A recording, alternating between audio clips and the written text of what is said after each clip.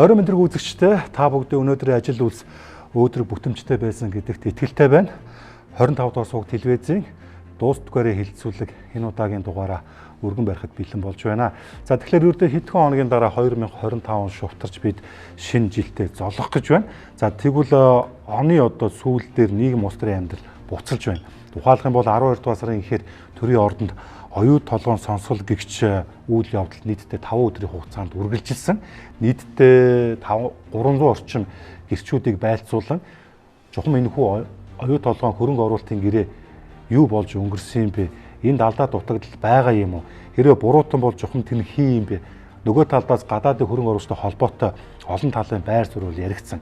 Гэхдээ мэдээж бид өөр хоорондоо хэрүүл уруул хийгээсээ илүүтэйгээр нэгэнт байгуулагдсан энэ гэрийг цаашаа хэрхэн шинжилэн авч явах вэ? Мэдээж татвар төлбөрийн асуудал байх боловч үүнийг хууль өргөцсөн хэм хэмжээнд яаж тааруулан шийдвэрлэхээ гэх мэт олон асуудал бол бидний бол хүлээж ийсэн. Тэгэхээр өнөөдрийн хилцүүлэгт би нэр бүхий 4 зочныг байлцуулан энэхүү оюу толгойн сонсгол гэгчийн эргэн тойронд чухам юу болж өнгөрсөн? За буруутны хий юм. За магадгүй бидэнд ямар дуршлаг сургамж үлдээсэн.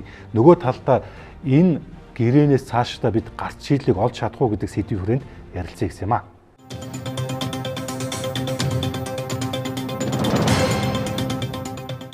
За ингээд хэлцүүлд хүрэлцэн ирсэн та дөрөвтэй талархлаа илэрхийлээ. Би орчлоо нийлээ урч ярьчих шиг боллоо. Тэгээд чи их олон 10 хүн гэрчээр дуудагдсан. Тэгээд ер нь яг энэ сонсголын ач холбогдол үр дүн чухам хаана байсан бэ гэдэг зүйл бол нийгэмд бол одоо яригдж байна. Тэгээд албан ёсоор тавуулаа хилцүүлгээ эхлүүлье. За манай өнөөдрийн хилцүүлэгт Дамжингийн Дамб аж үйлдвэрийн гавьяат ажилтан Монголын уул уурхайн үндэсний ассоциацийн ерөнхийлөгч асан Монгол улсын зөвлөх инженер Раднаас эдийн даваад орж Монгол банкны мөнгөний бодлогын хорооны гишүүн эдийн засгийн ухааны доктор Рэгзэнгийн шинэ гэрэл эдийн засагч Доржийн амар төвшин комедиан бизнес эрхлэгч. За ерөнхийдөө бол бид тав юу ярих гэдэг нь бол ойлгомжтой. Гэхдээ та дөрөв ярьж байгаа би дийлэгсэн дээр ер нь яг энэ 5 өдөр үргэлжилсэн сонсгол дээр нэр бүхий одоо хуулийн этгээдүүд юу гэж бас байр суурь илэрхийлж ийсэн, хэнийгээ одоо муулж ийсэн, хэнийгээ одоо бас магтж ийсэн болон за бас өөр 3 дахь этгээдүүдийн байр суурь хийгээд хөрөнгө оруулагч нөгөө талын бас үзэл бодлыг энд авсарсан байгаа гэдгийг бол хэлхийн зүйтэй болов гэж бодож чинь. Тэгээд сайн байна уу Дамбаха? Сайн байна. Сайхан үлжиж байна уу? Сайхан. За тантай бас ингээд нэг ширээ наад суугаад ингээд ер нь уул уурхаа тэр дундаа нь оюутлогын гэрээний талаар бас ярилцъя гэж бодоод бас баггүй хугацаа өнгөрсөн байна. Би буруу санаагүй бол та тэр 300 гэрч дотор бол байгаагүй баг. Байгаагүй. За тэгэхээр ингээх үү. Энэ одоо төсөл бол амжилттай хэрэгжээд явж байгаа. За би амжилттай гэдэг үгийг нь хоёр талд нь хаалтан тиймэр байна. Яагаад гэвэл тэр 5 өдрийн сонсгол дээр бол энэ төсөл анханасаа алдаатай байсан гэсэн бас тийм үс тодолтой олсууч байх шиг байна. Тэгэхээр та энэ дээр ер нь яг товчхон зүгээр яг энэ төсөлд ер нь цаашаа явах ёстой юм уу? Эсвэл үгүй юм? Энэ дээр та нэг байр суурь илэрхийлээч. Одоо бол нэгэн тэхэлцэн төсөл явахаас өөр арга байхгүй. Нөгөө буцах зам байхгүй шүү дээ. Одоо бол анханасаа тэр 34% эзэмшнэ гэдгийг эсрэг байсан. Энэ ямар нэгэн одоо хувийн компани үйл ажиллагаанд ингэж төр оролцож тодорхой хувь эзэмшнэ гэдэг бол үнэхээр зохимжгүй асуудал. Энэ маш буруу алхам байсан байхгүй. Одоо тэр нь харагдчихлаа шүү дээ. Одоо өрөнд орсон шүү дээ 34%-аас болоод монголчууд. Тэгэхээр энэ хэрэггүй л байсан баг. Ерөөсөө зүгээр 100% тэр компани одоо тэр Риотын тон ч юм уу тэр авинхой майнз нь аваад явах хэрэгтэй байсан. Манайх харин тэн дээр өндөр татвар тавих хэрэгтэй байсан байхгүй. Ялангуяа манай энэ уул уурхай салбарт байдаг энэ ашигт малтмлын нөөц ашигласны төлбөр гэдэг энэ татвар шүү дээ. Энэ бол маш өндөр татвар байхгүй. Чи шууд борлуулалтын орлогоос нь авдаг. Ямар ч ашиг орлого тэр ашигтай байна уу, ашиггүй байна уу тэр хамаагүй шүү дээ. Ийм татварыг одоо бид нар бол тэнд нэг 15-аас 20% татвар тавьсан байсан бол өдийд өнөөдрийн энэ байгаагаасаа илүү мөнгө олцсон байх. Сууж явах хэвээр. Өрөнд ороогүй байх хэвээр байхгүй. Доктор даваад орж. За тэгэхээр саяын өнгөрсөн 7 хоногт бол нийгмийг бас ингээд нэлээд ингэж одоо цочоо хороо юм том том мэдгэлүүд гэсэн юм сонсгол боллоо л доо. Тэгэхээр Монголын нийгэм ой санамжтай байх ёстой, төр нь бас ой санамжтай байх ёстой гэж би үргэлж боддог. Яг ийм одоо сонсгол бол 2019 онд улсын их хурал дээр болцсон. Улсын их хурал дээр болсон. За тэн дээр ямар хүмүүс одоо нөгөө Батнайрам дэлхийн энтрийнхэн оронд нь Батцаандан байсан, Болор чулуун байсан, Аюур сайхан байсан, Баа авраг байсан. Энэ нөхдүүд яг ийм хийсэн ш. Тэгээд гаргасан дүгнэлт нь яг энэ юутайгаа ижилхэ. За тэн дээр одоо юу яригдсан гэхээр 34% нь баг байна, 51 болгоё, өр зээл их тавьж гин. Одоо юу гэдэг монголчууд их үр ашиг алах нь яг ерөөсөө яг ямар ч юу байхгүй юм копи паст боллоо шүү дээ. Тэгэхээр энэ бол улс орныхоо төлөө санаа зовж байгаа улсуудын аливаа асуудлыг шийдэж байгаа шийдэл мөн үү эсвэл зүгээр ингээд попордог улс төрчдөг хүмүүсийн одоо өөрийнхөө одоо ирээдүйг өсгсөн ийм асуудал болсон уу гэдэг энэ хоёрыг бол одоо нийгэм хүмүүс бол өөрөөр тайлбарлах байх. Миний хувьд бол энэ бол үтцсэн учраас энийг би нэг айхтар үзээгүй. Саяхан бол яг хөтэ шинэ хуультайгаа холбоотойгоор сонсгол гэдэг ингээд олон нийт гарлаа. Түүнээс яг энэ болсон процесс бол 19 онд улсын их хурлаар байнгын хороод их хурлаар ингээд явцсан процесс. Тэнд нь байсан одоо гол дүргийнх нь тоглогчд нь л өөрчлөгдсөн байна л гэж би хэлэх гээд байна. Тэгэхээр энд бол ямарваа нэгэн шийдэл бид нар хүрч чадсангүй зүгээр л хин нэгэн буруутныг л хайх зүгээр л улс төрчих ийм асуудал болж хувирлаа шүү дээ. Харамсалтай байна миний хувьд. Манан гэдэг байгууллага хувилдаж умгаагаад элбэтэр жижигүнийг ерөнхийдөө сонгоод тэгээд энэ гэрлийн хурдаар явсан. Сонгуул дуусмагч 7 сарын наадмын өмнө батлах гэж оролцсон. Тэрийг бол харин их хурлын гишүүд зарим нь эсэргүүцэж энэ дээр ухстай хандах ёстой гэсэн байрсан учраас яаж чадаагүй. Тэгээд тэр намраа 10 сарын 6-нд энэ гэрийг баталсан. Энэ бол түүхэн үнэн болсон процесс энэ. Энийг би бас протоколд бишүүлэх зүйтэй гэж үзэж байна. За өнөөдөр ганц 2 хүн лөө дайраад нэмэргүүдээ Баярцэг сайд ч гэдэг юм уу одоо Нямдар сайд ч юм уу. Эдгээр бол даалгавар л биелүүлж ирсэн. Энэ хэний даалгавар вэ? Элбэтэрч Баяр нарын даалгавар. Тэрвийн засгийн газрын тэргүүн Баяр ерөнхийдөө элбэтэрч нар л та нарын энийг хийгсэн үүрэг чиглэлээ өгөөд л эдгээр энийг биелүүлж лсэн улсууд. Өнөөдөр харамсалтай нь элбэтэрч Баяр хоёр хоёулаа байхгүй байгаа учраас тэдний өмнөөс нүүр нь улаагаа сууж байгаа улсууд эдгээр.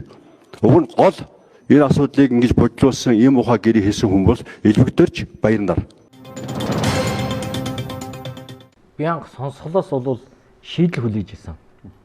За 34% ингэж зохицуулах юм байна. За тэр татвараа тэр зээлийн хүүг ингэж багасгах юм байна тийм ээ. За манай талд ирэх өгөөжийг ингэж нэмэгдүүлэх юм байна. Манай талын одоо хяналт оролцоог ингэж нэмэгдүүлэх юм байна. Энэ гарц боломжоо илүү ярих байх гэж уг нь бодсон. Тэгсэн чинь сая одоо даваад орж доктор гоо хэлдэг шиг зүгээр л тийм нэг улс төржсөн. Одоо бид нар бол энэ нийгэмд энэ эдийн засаг улс төрийн орчинд буруутанг хайгаад одоо 20-30 жил болчихлоо шүү дээ. Олсон уу? Олохгүй байна. Тэг буруутаа хүн шийдэхдэггүй байна. За тэгэл нэг ийм мангас төрүүлэл давхидаг ийм популизмыг одоо тэр улсын хурлын залуу гишүүд манлайлан хийж байгаа нь бол харамсалтай байгаа байхгүй юу? Юу яасан тэр нөгөө поп зандан мандан тий. Одоо тэднийг бараг давхар хэмжээнд очих нь шүү дээ. Тэгэхээр би бол харамсалтай байгаа. Энэ бол маш зөв цаг үе олж эхэлсэн төсөл Монголын эдийн засгийг тэлж чадсан уу? Хангалттай тэлж чадсан. Маш олон ажлын байр бий болгосон. Маш олон одоо тийм одоо уул уурхайн салбарт тэр шин технологи, менежмент маш олон зүйлийг авчирсан шүү дээ. Ийм том супер уурхайтай, ийм том бүтээн байгуулалттай уурхайтай улс орон хэд байдیں۔ Тийм. Тэрний нэг бол чадсан шүү дээ Монгол. За. Бизнес эрхлэгч амар төвшөө. Яг би ч уг нь ингээд нөгөө янз бүрийн мэдээ зэдэнд айгу соргог ханддаг. Тэгээ нөгөө сонсголоо эхний нэг өдрөө сонсвол тэгэл цаашаа сонсох ямар ч хүсэлгүй болсон л тоо. Уг нь эн чинь эдийн засгийн асуудал яриад байгаа шүү дээ. Би бол тэр сонсгол сүултээ илүү эрүүл мэндийн асуудал болчих шиг санагдсан. Надад хүмүүсийн нөгөө бие биендээ гомцсон дутуугийн комплекс те нөгөө нэг сүүлдээ би бүр гайхс тэгээ сүүлдээ нөгөө оюутлогохон ч гараа явчих шиг байлаа.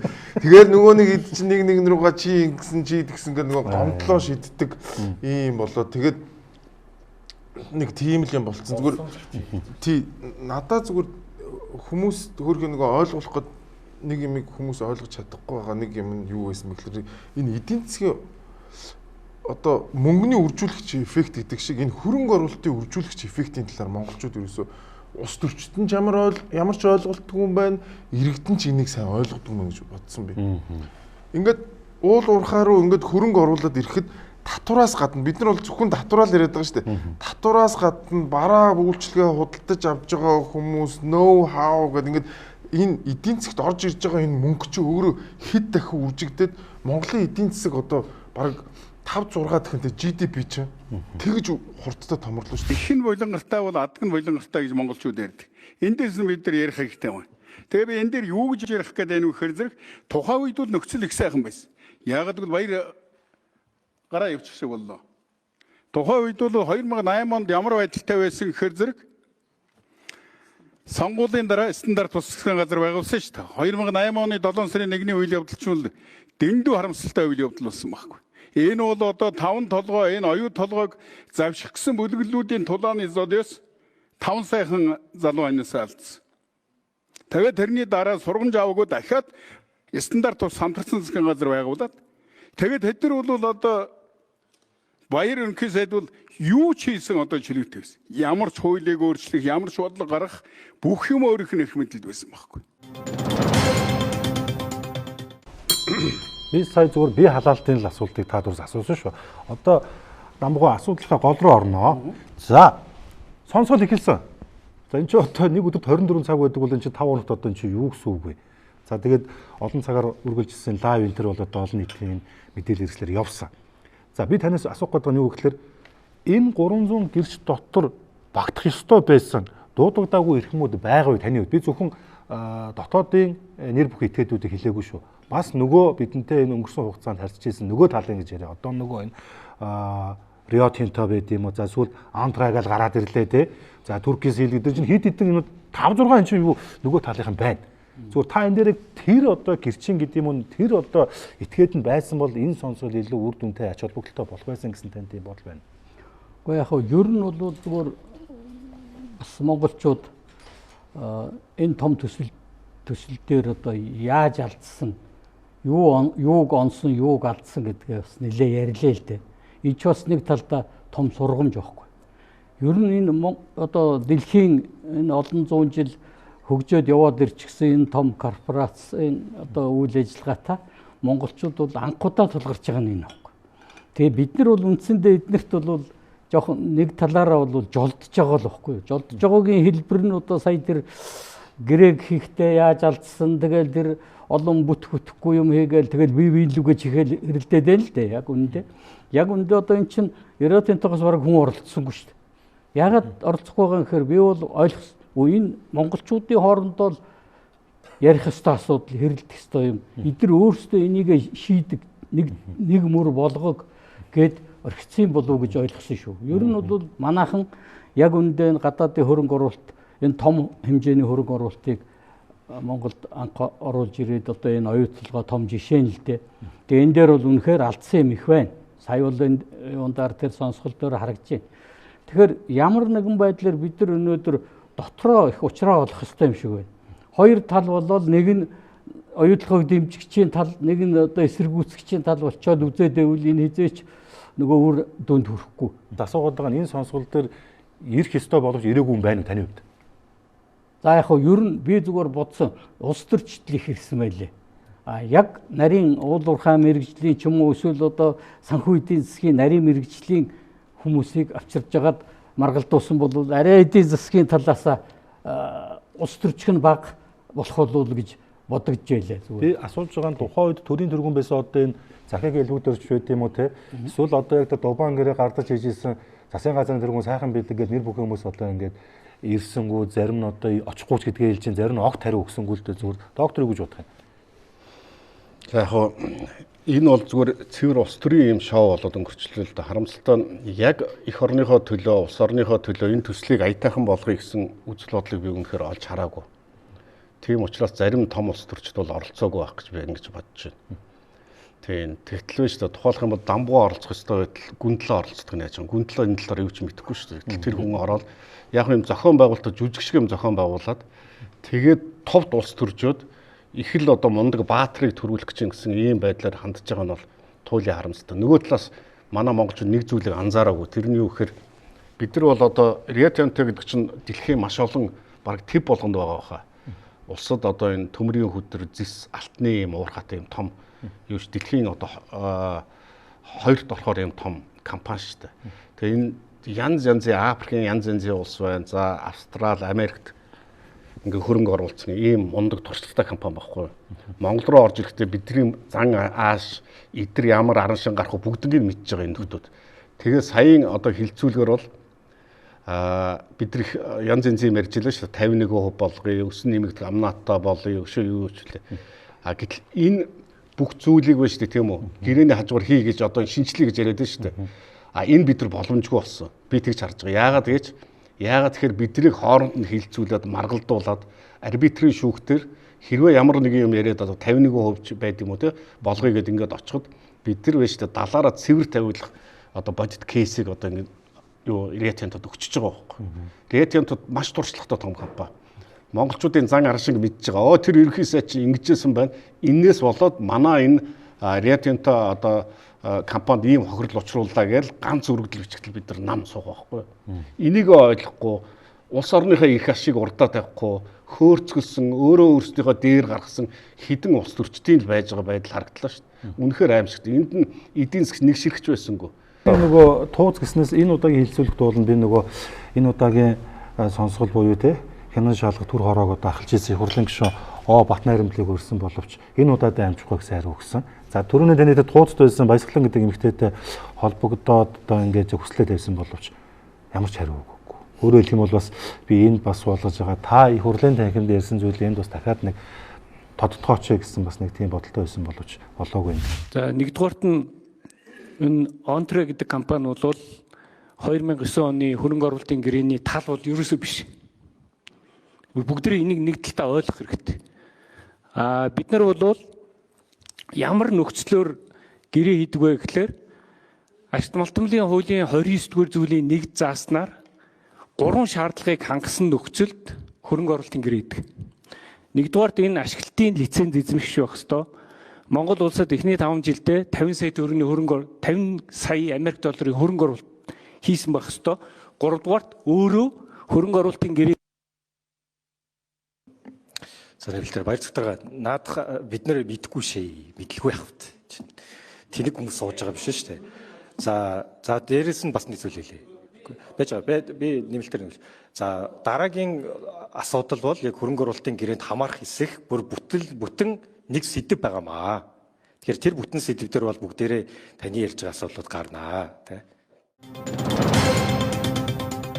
Шинэ юу хөө 300 гэрч маань тэгэхэд яг таны одоо сэтгэлд хүрсэн одоо яг тэр байцаалт мэдүүлэг өгч чадав.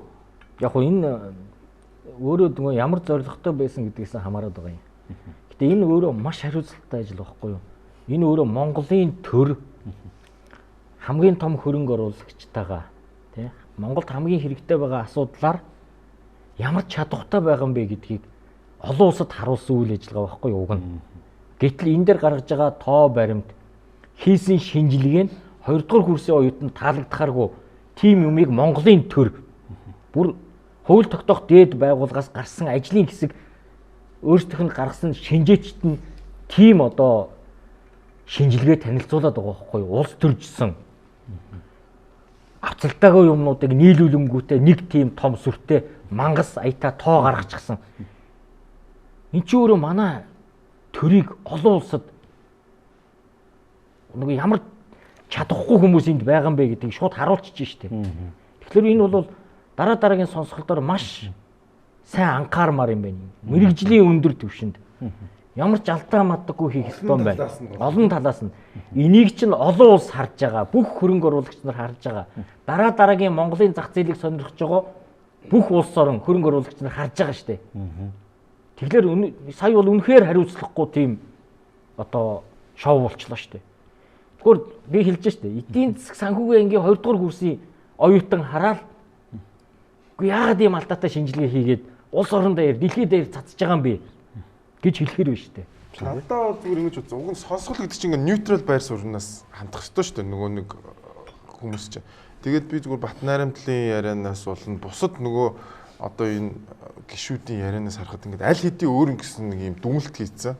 Тэнгүүдээ тэрийг ингэж мураад ингээд заавал тэр дүгнэлт рүү аваачих хэрэгтэй юм шиг те нөгөө сонсголд оролцож байгаа хүмүүсийн бүх яриа тэр дүгнэлт рүү явах хэрэгтэй юм шигээр ингэж тэр асуудалд хандж байгаа надад их сонир санагдсан. Хоёрдугаарт өчнөө олон залуучуудыг бид нар Харвард явууллаа, Колумб явууллаа, өчнөө олон хүмүүс өндөр боловсрол эзэмшчлээ л гэдэг.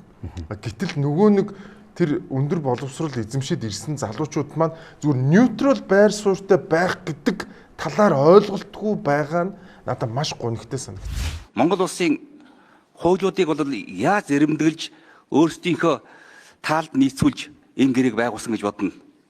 Ашигт малтмалын хууль, усны тухай хууль, аж ахуйн нэгжийн татврын хууль бүгдэнд нь өөрчлөлт оруулсан.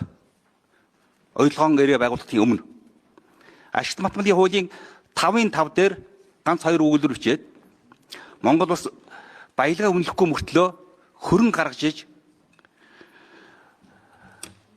оролцох, хувь нийлүүлж оролцох 34%-аас илүү гарахгүй заагаад өгчихсөн хатуу.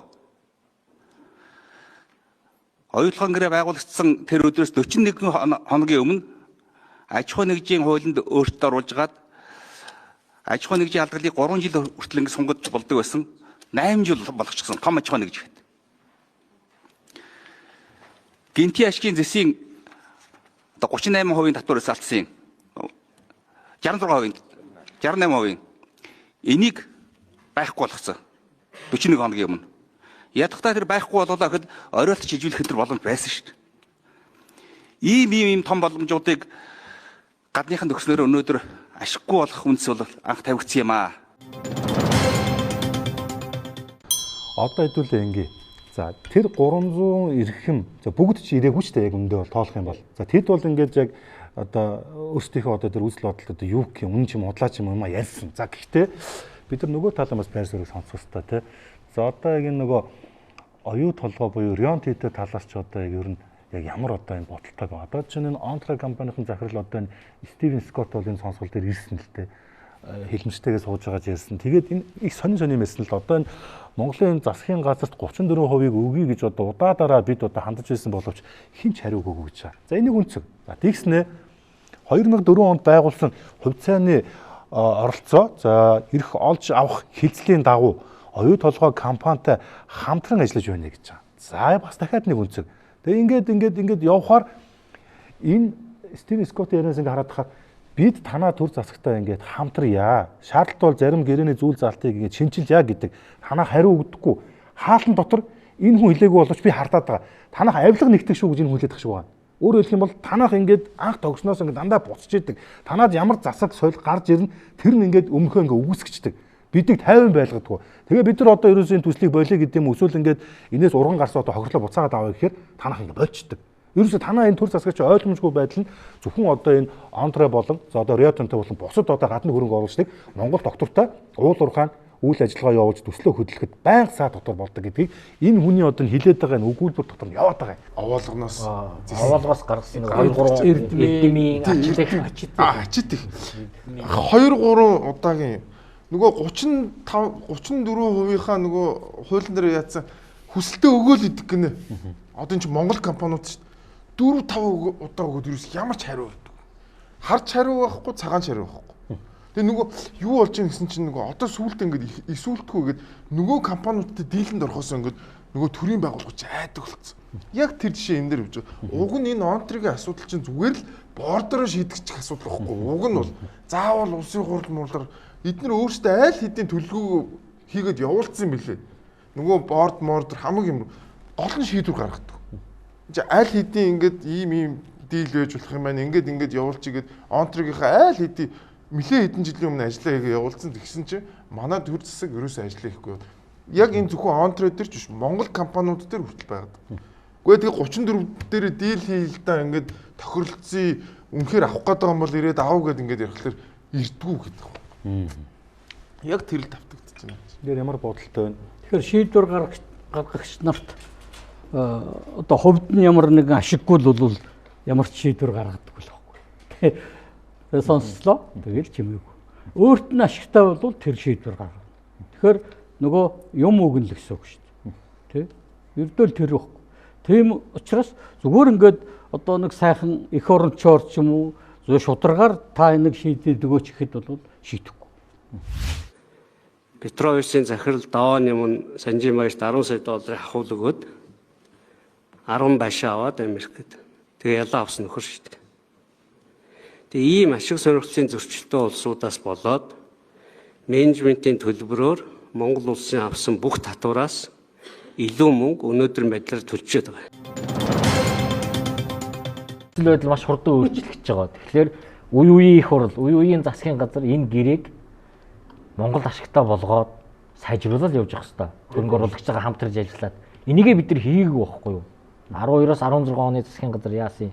16-аас 20-оос 24 гээд бүр энийг 8 жил ингээд дангаараа олонх байсан засгийн газар үнэхээр энэ гэрээг сайжруулад Монголд өргөөжийг үнэхээр асуудалгүй сайхан болгоод болох тийм хангалттай улс төрийн нөхцөл бүх зүйл нь бүрдсэн байсан тийм ээ. Тэгээ энэ бүгдийг одоо хийгээгүй.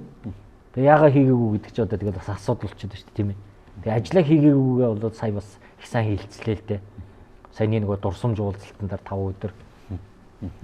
Тэгээд яг нэг үнэхээр тийм болохгүй байсан бол талбайдаар гараад яагаад хэвтэйг энэ төр дэмбэрл намрын их хоёр. Тэгээд өөрчилж яагаад өөрчлөөгүй юм те сайжруулаагүй. Тэгээ өнөөдөр яагаад ингээд нэг хин нэгнээс буруу хайгаад суугаад байгаа юм. Энэ ус төрчдөөс бид нэр хэтэрхий юм нэгж юм л та. Надад сурвалжлагч асуусан та эдийн засгч хүн энэ мега төслийн талаар одоо ямар бодолтой байна гэхээр би хариулж чадахгүй гэсэн. Яагаад гэх юм бол би мега төсөл мэдэхгүй. Би мега төслөөр ажиллаж байгаагүй. Тийм учраас судлаа ярьж чадахгүй. Мега төсөл мэддэг, мега төслөөр ажиллажсаа нэг ширхэгч хүн Монголд байхгүй. Улс төрчд бол хэдэн зуугаараа байна. Тэдний мэддэг юм гэж юу байдгийг юу ч мэдэхгүй шүү дээ. Хэрвээ би мэддэг байсан бол мега төсөл дүгнэлт өгөхөр хэмжээний байсан бол би юу гэж ордон дотор ч гүйж явах юм. Би тэр $100,000, $200,000 цалин аваад хэмжээний байж юм шүү дээ. Бүгдөө нийгмээр юу мега төсөл мэддэг болоод ингээ хувирцсан. Гэтэл биш үү тийм үү? 500 сая одоо доллараар тавих гэж байгаа тэр биш тэр чинь хэд ч үлээ 500 хэдэн ч тэр юм лээ. Энэ дархан эрдэнтийн зам байна шүү дээ. Энд чинь бүх мөнгө нь ингээ шийдэгдсэн шүү дээ. Бүх мөнгө шийдэгдсэн замыг 6, 7, 8 жил нуль авилга бөө хилэн бол замаач тавьж чадахгүй байгаа шүү дээ. Тэгчээд бид нар яаж тэр дэлхийн дээд зэргийн одоо том компани тийм үү тэр 2000 км-ийн доор байгаа зэсийг авах чинь дээд зэргийн том технологитой маш цөөн компаниудыг хийх ажил байхгүй. Тэрийг яриад ингээд сууж ийн гэдэг бол одоо угаасаа өрөвдөлттэй байхгүй. Тэрийг мэдмэхээр ярьж байгаа хүн ч гэсэн өрөвдөлттэй харагддаг надад. Нэг нүгэл. Тийм за энэ 300 гэрч дотор Монгол улсын ерөнхийлөгчөөр ажиллаж байсан, засгийн газар тэргүүлж ирсэн, тухайн үеийн сангийн болон байгаль орчны сайд гэдэг одоо нэр бүхий хүмүүс бол дуудагдсан байдаг. Тэгэхээр харахаар ингээд ер нь улс төрч байдаг юм би нэг их буруутах юм. Энд чинь заримдаа энэ сонсголын баг гол зорилго линчийн шүүгч юм шиг тий. Надад тийм санагдсан. За сонсгол дээр энэ оюутлогын хүсэх захирал мөнгө суух гэдэг хүнийг дуудсан байдаг. За энэ хүн эренгүүтээ ерөнхийдөө одоо жишээ нь энэ хүн хэлж байна л да одоо ингээд одоо танаа банкны захирал болох гэж байгаа л дөө банкны захирал болж байгаа л заа баярлалаа тийм энэ хүн чинь тэгж байгаа олон жил ингээд төлөөлсөн энэ хүн мөнгө суух нэртэй монголоор ярьдаг те бодвол монгол хүн байлгүй дээ гэдэг шүүмжилж байгаа шүү өөрөөр хэлбэл Монголын талын эрх ашиг ерөөсөө энэ хүн хамгаалдаггүй гэдэг те энэ хүн болохоор яг энэ төсөл юу нэг эцтэй юу болж хуурж байгааг хэлээд ах шүүган гэтээ нэг асуудал байгаа энэ хүн Австралийн иргэн гэдэг бас юм мэдээлэл яваад байгаа өөрөөр хэлэх юм бол ийм хариуцлагатай албан тушаал байдаг мөртлөө магадгүй тэр хөрөнгө оруулагч гэдэг юм уу нөгөө талд илүү үйлчилчихэр тэр улсын иргэн байна гэдэг бас тоглоом биш л дээ. Тэгэхээр одоо бид нар яг нөгөө энэ хүний ярьж байгаас гадна энэ хүн өнөөдөр яг ямар байгаа статустай байгааг нь ярилцсанмаар л байна л да. Энэ хүний хэлсүүг та нар сонссон уу? Би яг энэ дээр бол зарим минут ингээд чирээл авчирлаа л да тэгэл яг улс төрчтөн загнаал хөөрхийг хариулсан болоод нэг жижигүүрийн маягтай нэг хүн сууж ирсэн байна. Тэр л байна л да. Тэгэхээр энэ хүнээс үл шалтгаалаад зүгээр улс төр явчихж байгаа байхгүй. Энэ хүний үгийг сонсохгүй байлаа шүү дээ. За яг нь эдийн засаг талаас нь бид нар бас ярих нь зөв байх л гэж би ингээ хараад байна. Түүнээс одоо галзуу хүн шиг ингээл улс төрж байгаа л би ста баатар мундаг их орныхоо төлөө яамаар байна, тэдэн хувьд болгомоор байна. Энэ бол утгагүй асуудал шүү дээ. Жил болгон одоо $2 тэрбум манай зах зээл дээр орж ирж байгаа. Зөвхөн нөгөө оюутлогынхоо 20,000 хүний цалингаас гадна нийгмийн даатгалын шимтгэлийг үүж байдаг. Худалдаа авалт тийм үү. Энэ 2 тэрбум 1 тэрбумын одоо Монгол банк худалдаж авдаг. Өөрөөр хэлэх юм бол бидний одоо нөгөө үнийг тогтвортой байлгахад их чухал нөлөө үзүүлдэг гэж би хэлэх гээд байгаа. Нөгөө тэрбумын арилжааны банкуд авдаг. Манай бизнесмен бид нар чи хэрэглэгч орно шүү дээ. Гэх мэтлэнгээр ингээд яриад байх юм бол эдийн засаг талаас маш их олон эерэг талууд бий.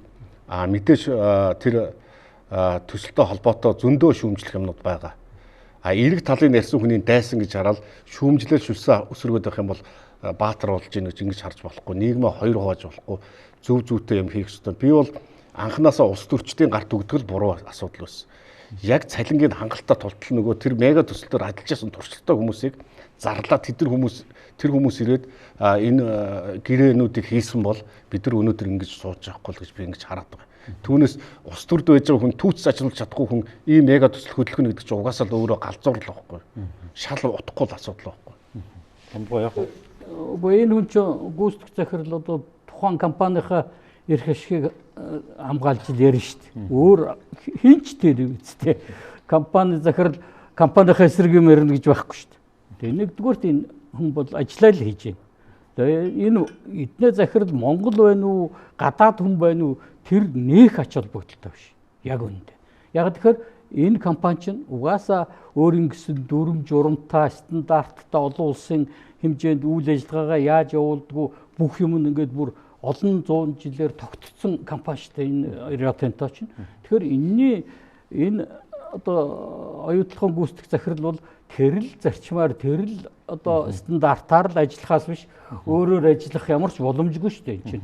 Тийм учраас энэ хүнийг одоо Монгол хүн болчоод энэ Монголын талд ороод одоо юу гэдгийг одоо компанийнхаа эсрэг нэг их орон царайлал худлаа яриад ээж чадахгүй шүү дээ энэ хүн чинь. Тэр ерөнхий сайд, ерөнхийлөгч байсан хүмүүс, тэгэл тэр сангийн сайд майд байсан улсууд тэд нар ер нь тухайн үед юугаа хийжсэн.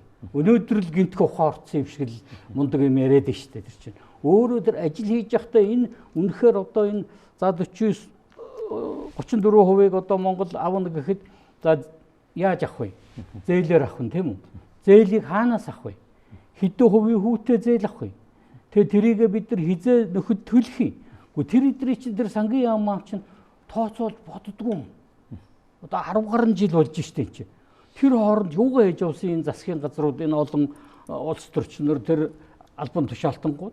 Би бол тэгж л бодож байна. Оюутлахын гэрээг одоо хянан шалгах төр хороо хилцээд бөө юм болж штэ. Санжин Баяр тэр юу гэж ярьж энэ гэрээг сойрхон батлуулж ийла. Өнөөдөр өөрөө байхгүй. 51 он гэхэд Монгол улс Rio Tinto-д өртөл хэвээрээ байна.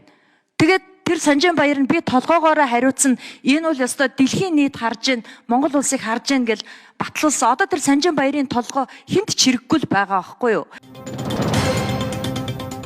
Шинэ энэ нөгөө өнгөрсөн 16 жилийн хугацаанд энэ оюутлахад те манай энэ туузын гишүүд байсан л та. Тэр чигт манай ерөнхийлж байсан хүртэл байсан. Тэгээд энэ хүн өөрөө ингээд сонсголт ирсэн. Тэгээд бас ингээд дуудагдаал ирээл те. Тэгээд бас байр суурь илэрхийлэл гавдаа. Тэгээд тэзүүгүй явж ирсэн нь те.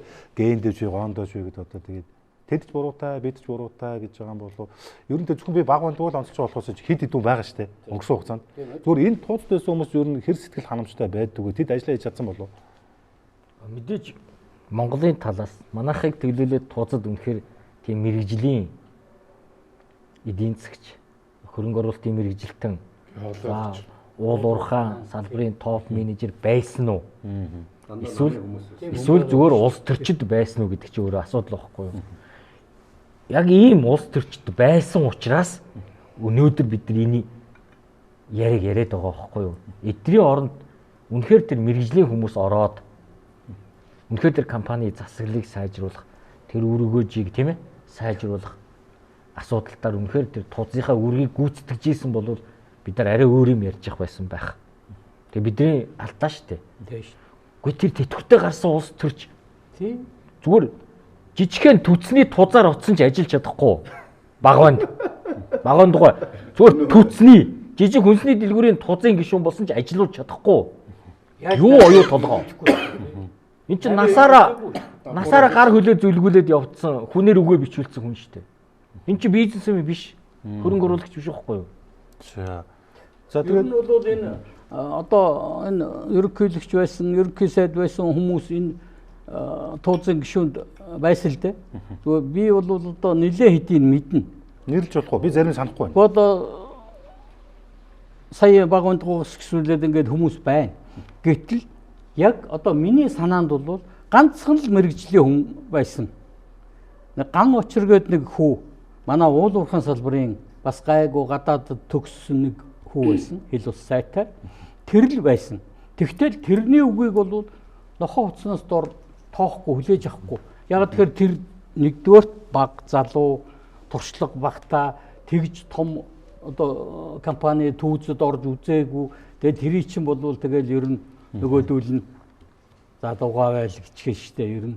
Тэгээ яг үүндээ эдгэр болвол тэр түүцийн хуралдаар нэг их Монголын эрх хэшгийг хамгаалж начхинд хэрэлдээгүй л хүмүүс. Яг тэгэхээр хэлж чадахгүй.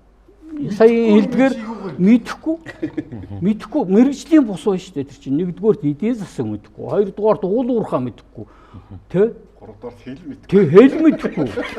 Ийм улсууд чинь яах юм бэ? Зүгээр хараад сууж яхаас биш тэ. Ингэх ёстой байх таа гэж сууж яхаас биш. Энэ зөв буруу юу гэдэг дээр санал хэлж чадахгүй. Сар жилийн $100,000 авал байсан юм байна манайхаа.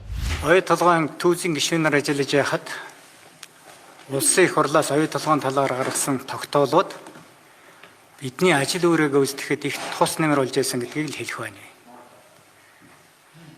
Ялангуяа асуудал тулгараад хүнд асуудал тулгараад ялангуяа Монголын эрх ашиг хөндөгдсөн асуудал ярилцах үед 5 номерын фронт сүлийн тодруулга. Улсын их хурлаас баталсан тэр тогтоолыг хэрэгжүүлэх үүрэгтэй гэдэг шаардлагыг бид нар тавьж нүрээ тахалдаг байсан. Эдийн засгийн асуудлыг дандаа улс төрийн болгоод байна. Ингэсэн салбар болгон бүгд дампуурч байна. Одоо чинь өнөөдөр бензин ч уг нь айгүй эдийн засгийн асуудал шүү дээ. Энэ эрэлт нийлүүлэлттэй холбоотой асуудлыг ус төржүүлээд үнийг барьж болохгүй гэл ингээд чангаснаас болоод өнөөдөр чинь хомсдол нь улам гүнзгэр. Уг нь бол эрэлт ихсээд нийлүүлэлт багсгалаар яад хүн өсөхсдөж шүү дээ. Зах зээлийн жамаар. Тэнгүүд хүмүүс яах хэрэглээгөө хомжиглэн үстэй. Тэгэхээр ч нөгөө хомсдол чи арай гайгүй болно шүү дээ. Энд чи амар энгийн эдийн засгийн юм шүү дээ. Дараагийн хэсэг. Энэ 300 гэрч дотор ерөнхий сайд болсон Санжийн баяр, сангийн сайд болсон Сангаж хувийн баяр цогт энэ хоёр одоо их голлож байсан. Тэгээд эхэндээ бол энэ баяр цогт байж байгаад энэ баяргаач оролцохгүй гэж байгаа, шаардлагагүй гэж хүрээд ирсэн. Энд чинь ингээд 5 хоног өдөр үргэлжлсэн учраас ирсэн тий. Тэгээд энэ хоёр руу их одоо дайрж байгаа юм. Энэ хоёрч магадгүй буруудаач байсан байхыг үгүйсэхгүй. Тэгээд нэг юм яригадаад байна л да. Монгол улс өнөөдөр энэ оюутлогын гэрээний одоо зээлийн хүнд өдөртөө 13 тэрбум төгрөг төлж байна гэдэг юм мэдээ ингээ гараа яваад байгаа. Эхлээ 10 тэрбум байсан. Одоо 13 болоод явчихсан, өсчихсэн. Тэгээ энэ хоёр хүнийг бол гардаж хийсэн буруутай. Тэр үед баяр бараг энэ гэрээг би толгоогоор хариуцна гэж хэлсэн. Баяр цагт бол нөгөө олон хувьсгчийг яриад энэ шиг одоо сайн гэрээ байхгүй гэж ярьж ирсэн гэж байгаа юм л та. Тэгээ энэ хоёр ч удаа тэгэл өөртөө байр суурийг илэрхийлсэн, нэлээд ч олон асуултанд хариулсан баг. Та дөрвийн хувьд хэрвээ энэ гэрээнд алдаа дутагдал байдаг бол хариуцлага хүлээх ёстой хүмүүс нь энэ хоёр хүн мөнөөсөө мөн үү? Гэрээг анх хөдөлгсөн хүмүүс учраас энэ хоёрыг бол мэдээж одоо нийгмээрээ буруутал гэж харж байна л та. Гэхдээ би бол бас арай өөр талаас нь хараад байгаа юм. Ийм хүнд хэцүү үед юу гэдгийг хоёр хөршийн маш хүчтэй дарамттай нэг хүнд үед энэ гэрээг явуулна гэдэг бол хэр варгийн одоо улс төрчийг хийж чадах ажил биш. Би эдийн засгийн тэр улс төрч талаас нь ингэж харж энэ хоёрыг бол үнэлээд байгаа юм. Түүнээс яг гэрээг ингээд харах юм бол дотор нь тэр хүү мөө юу гэдгийг янз бүрийн зөндөө зүйлийг л ярьлаа шүү сайн сонсголоор. Алдаатай юмнууд зөндөө бий. Би түрүүнд хэлсэн шүү дээ. Манай дугаасаа мега төсөлтөөр ажилласан тийм туршлагатай хүмүүс байхгүй. Тийм учраас алдаа гарнаа. Гэхдээ энэ хоёр том хөршийнхөө дунд одоо манай эдийн засгийн одоо их чөлөөг одоо авчирсан эдийн засгийн тусгаар тогтолцоог авчирсан ийм том төслийг хөдөлгөж чадсан энэ хоёр хүнийг бол би бол муулж чадахгүй. Мэдээж эзэн засаг талаас нь тэр гэрээн дээр нь янз бүрийн асуудал гараад өр зээлийн асуудал нэмэгдээ тэр сая хэлээд байгаа тоо байж шít. Би бол өрийг угаасаа судалдаг. Наа чинь худлаа яриад байлаа тоонууд нь. Гадаадын хөрөнгө оруулалтын нэг 17 орчим тэрбум доллар байх ёстой. За тухайлах юм бол нэг 2 тэрбум доллар төлөөл хүүгийн үгүй болгоцсон гэж юм яриад байгаа үстэй. Тэр чинь өрийн удирдлагын тухай хуулиараа улирал болгон Монгол банк гадаад өрийнхөө статистикийг гаргадаг. Тэн дотор нь шүү дээ 2 тэрбум доллараар ингээд цөөрцөн ийм статистик үзүүлэлт байхгүй. Яагаад тэгэхээр би улирал болгон гаргаж байгаа тэр статистикийг хардаг хүний хувьд хэлээд байгаа юм. Мэдээж одоо тэр гэрээнийхээ явцад алдаатай зүйл хийгээд энэ өр тодорхой хэмжээгээр нэмэгдэж байгаа гэдэгт би бол санал нэгтэй байна. Энэ гэрээг баяр цагт хор найруулж хийсэн. За тэгээд баярцагт яасан гэж өөрөө энэ гэрээнээс маш их ашиг олсон. Нью-Йоркийн хөрөнгийн бирж дээр баярцагт очсон Rio Tinto-гийнхэнтэй хамт тэр алдарт бүх нийтээр хардаг, дэлхийгээр хардаг тэр биржийн хонхыг цохиж ирсэн штэ. Монгол улсын сангийн сайд Rio Tinto-то Монгол улс маш ашигтай гэрээ хийчлээ гэд тэр хонхыг цохоод тэгээд Rio Tinto-гийн одоо акц маш одоо өндрөөр өсөж байлаа шүү дээ. Энэ өсөлтөн дээр баярцагт наад зах нь 25 сая евро хийсэн гэж байгаа шүү дээ.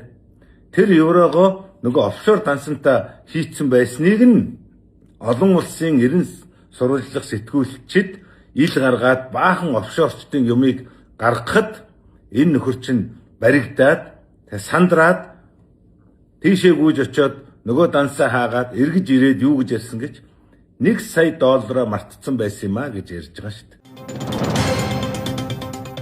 Амраа шинэ юу вэ? Энэ сонсгол дээр энэ тууцад байсан, оюутлогын тууцад байсан баясгалан гэдэг юмштай орж ирсэн. За энэ хүн ярахаараа ингээд түрүүний миний яриад байгаа тэр өдөрт 13 тэрбум төгрөгийн одоо зээлийн хүү төлж яана гэдэг энэ хүн ярьсан. Тэгээ ерөнхийдөө бол энэ оюутлогын удирдлагууд бол ингээд хөдөлж өгдөггүй, их орноосоо юм урвсан байдаг. Тэ ер нь бол их нотой зүйлүүдийг ярьсан. Энэ эмэгтэй ярьсан зүйл 100% үнэн байх алавгүй. Гэхдээ ярьсан нь өөрөө факт болоод үлдэж байна л да. Тэгээд энэ хүний одоо ярьсангууд ингээд явж байгаа. Зүгээр хоёр эдийн засаг бизнес эрхлэлтэй хүний зүгээр энэ эмэгтэй яриан дээрс юу харсан бэ? Энэ оюутлогоор яриад байгаа энэ өөр гээд байгаа юм чинь зүгээр компани зээл واخгүй юу? Монгол улсын засгийн газрын юм уу тий Монголын төр төлөх өөр биш. Энэ компани үйл ажиллагаагаараа төлөх өөр. Энэ өөр зээлийн хүү нэмэгдээд байна гэдэг нь бидний авах өгөөж хоошлоод байгаа. Нөгөө 34% ноогдол ашигла хоошлоод байгаа болохоос биш. Одоо ямар нэгэн байдлаар өнөөдөр ингээд бодитоор бидний карманаас гараад мөнгө төлөөд байгаа асуудал биш. Тэр 13.1 хэд чинь маш худлаа тоо. Одоо зүгээр ингээд улс төржүүлэх гээд гаргацсан тооцоол байхгүй юу? Оюу толгоос одоо авсан тэр зээлээ бүрэн толж одоо Монгол улс барагдуулахгүй бол бид ингээд ноогдлаа шиг авахгүй гэж байна. Тэгэхээр бид нар маш их өрдөө яваад байгаа шүү дээ. Биш биш. Одоо тэр банкудаас авсан зээлийн асуудал байгаа шүү дээ. 5-аас 6 тэрбум доллар, 6-аас 7 тэрбум байгаа. Бүтээн байгуулалт дууссан шүү дээ. Одоо уурхаа ажиллаад эхэлж байгаа. Тийм учраас бид нар өгөөжөө яаж наашлуулах уу гэдэг л шийдэл ярих болохоос биш. Бодит байдал бол бид нар зээл авчил энийг хөдөлгсөн биз дээ. Энэ далд уурхаг бүтээн байгуулалтыг хурдан дуусгахыг бид нар ингээд энэний хүчинд өнөөдрийн энэ төсөв нүүрс унж байгаа үед энэ сүүлийн 2 жилд зэсийн үн өслөө тий. Манай зэсийн экспорт нэмэгдлээ. Энэний хүчинд энэ нөгөө том данхар төрөөнийг голын тасалжлгүй шиг явж штэ. За 2025 оны 1 сарын 31-ний туузын ээлжид бус хурлаар оюутлогын компани туузын Rio Tinto компани төлөөлдөг 6 гишүүд дийлэнх олон хорон тухайн ойролцоогын зэг оюутлогын компани руу шилжүүлж авах тогтоолыг баталсан. За өнөөдөр өглөөний нээлттэй сонсголын үеэр мөнхсөг захирлаас Онтрэ компанитай холбоотой асуудлаар дийлэнх олон хороо хүч түргэн шийдвэр гаргахгүй байдлаар огт шийдвэр гаргаагүй гэсэн мэдээлэл өгч илээ. Энэ ч худлаа шүү дээ. 25 оны 1 сарын 31-нд та нар дийлэнх олон хороо тухайн ойролцоогын зэг Онтрэ компаниас оюутлогын компани руу шилжүүлэх гэрээ байгуулах зөвшөөрлийг гүйцэтгэх захиралтай олгосон тогтоолыг баталсан. Оюутлогын тузад түрүүнээс хойш яриад байгаа те. Ерөөс мэрэгжлийн бус дандаа нөгөө нэг том дарга нарын хүүхдүүд те. Миний л мэдхий 3-4 том дарга нарын хүүхдүүд очсон л байсан. Эдний л бас нэг л ийм төлөөлөл юм болов уу гэж зүгээр хардیں۔ Зүгээр бид нар маш энгийн бүр энэ бол эдийн засгийн маш энгийн асуудал. Бид нар хэрвээ зээл авж байгаа бол хүү төлнө. За тэгээд тэр хүүн энэ оюутлогоо Rio Tintoтой ямар ч холбоо байхгүй. Тэр анх labor гэж яриад байгаа тийм. Labor гэж яриад байгаа. L гэдэг нь Лондон гэсэн үг. Лондонгийн банк хоорондын хүү байхгүй да тэр labor гэдэг чинь. Одоо тэр нь болоод тэр софр болцсон. Софр гэдэг нь одоо тэрнийгээ болоод илүү Америкийн одоо банк хоорондын гэдэг юм уу хүүгээр зохицуулагддаг. За Rio Tinto компани зээлийн хүүг оюутлоготой харьцуулж болохгүй гэж яагаад болохгүй юм? Rio Tinto ч оюутлогоо зээл өгч байгаа. Өөрөөсөө бага хүүгээр зээл авчаад оюутлогоо өндөр хүүтэй зээлж штэ. Дундаас нь маржин авч байна. Ашиг болж байна. Яагаад ярьж болохгүй юм? За энэ асуудалтай хэлчихсэн. За одоо би ганц зэрэг гишүүний асуултанд хариулъя. За таны ер нь бол тавьсан асуултууд маш зөв. Одоо сүүлийн 5 жил би оюутлага компани туузын гишүүнээр ажилласны хувьд бол өнөөдрийн байдлаар дүгнэхэд Rio-Tinto компани бол санхүүгийн мүлжлэг яг оюутлага компанид явуулж байгаа. Бид нар өнөөдөр 1.8 тэрбум долларын татврын төлбөрийг 1.4 тэрбум долларын менежментийн төлбөртэй харьцуулаад суугаад иж болохгүй. Энэ цогцоор нь харах хэрэгтэй. Rio-Tinto компани оюутлагаас менежментийн төлбөр авдаг. Зээлийн баталгааны шимтгэл авдаг. Менежментийн төлбөр авахаас гадна дээрээс нь нэмээд гэрээд үйлчлэгээний төлбөр гэж хүртэл авдаг штеп. За тэгээ зээлийн төлбөр гэж авдаг. Энэ бүх дүнгууд надад байгаа.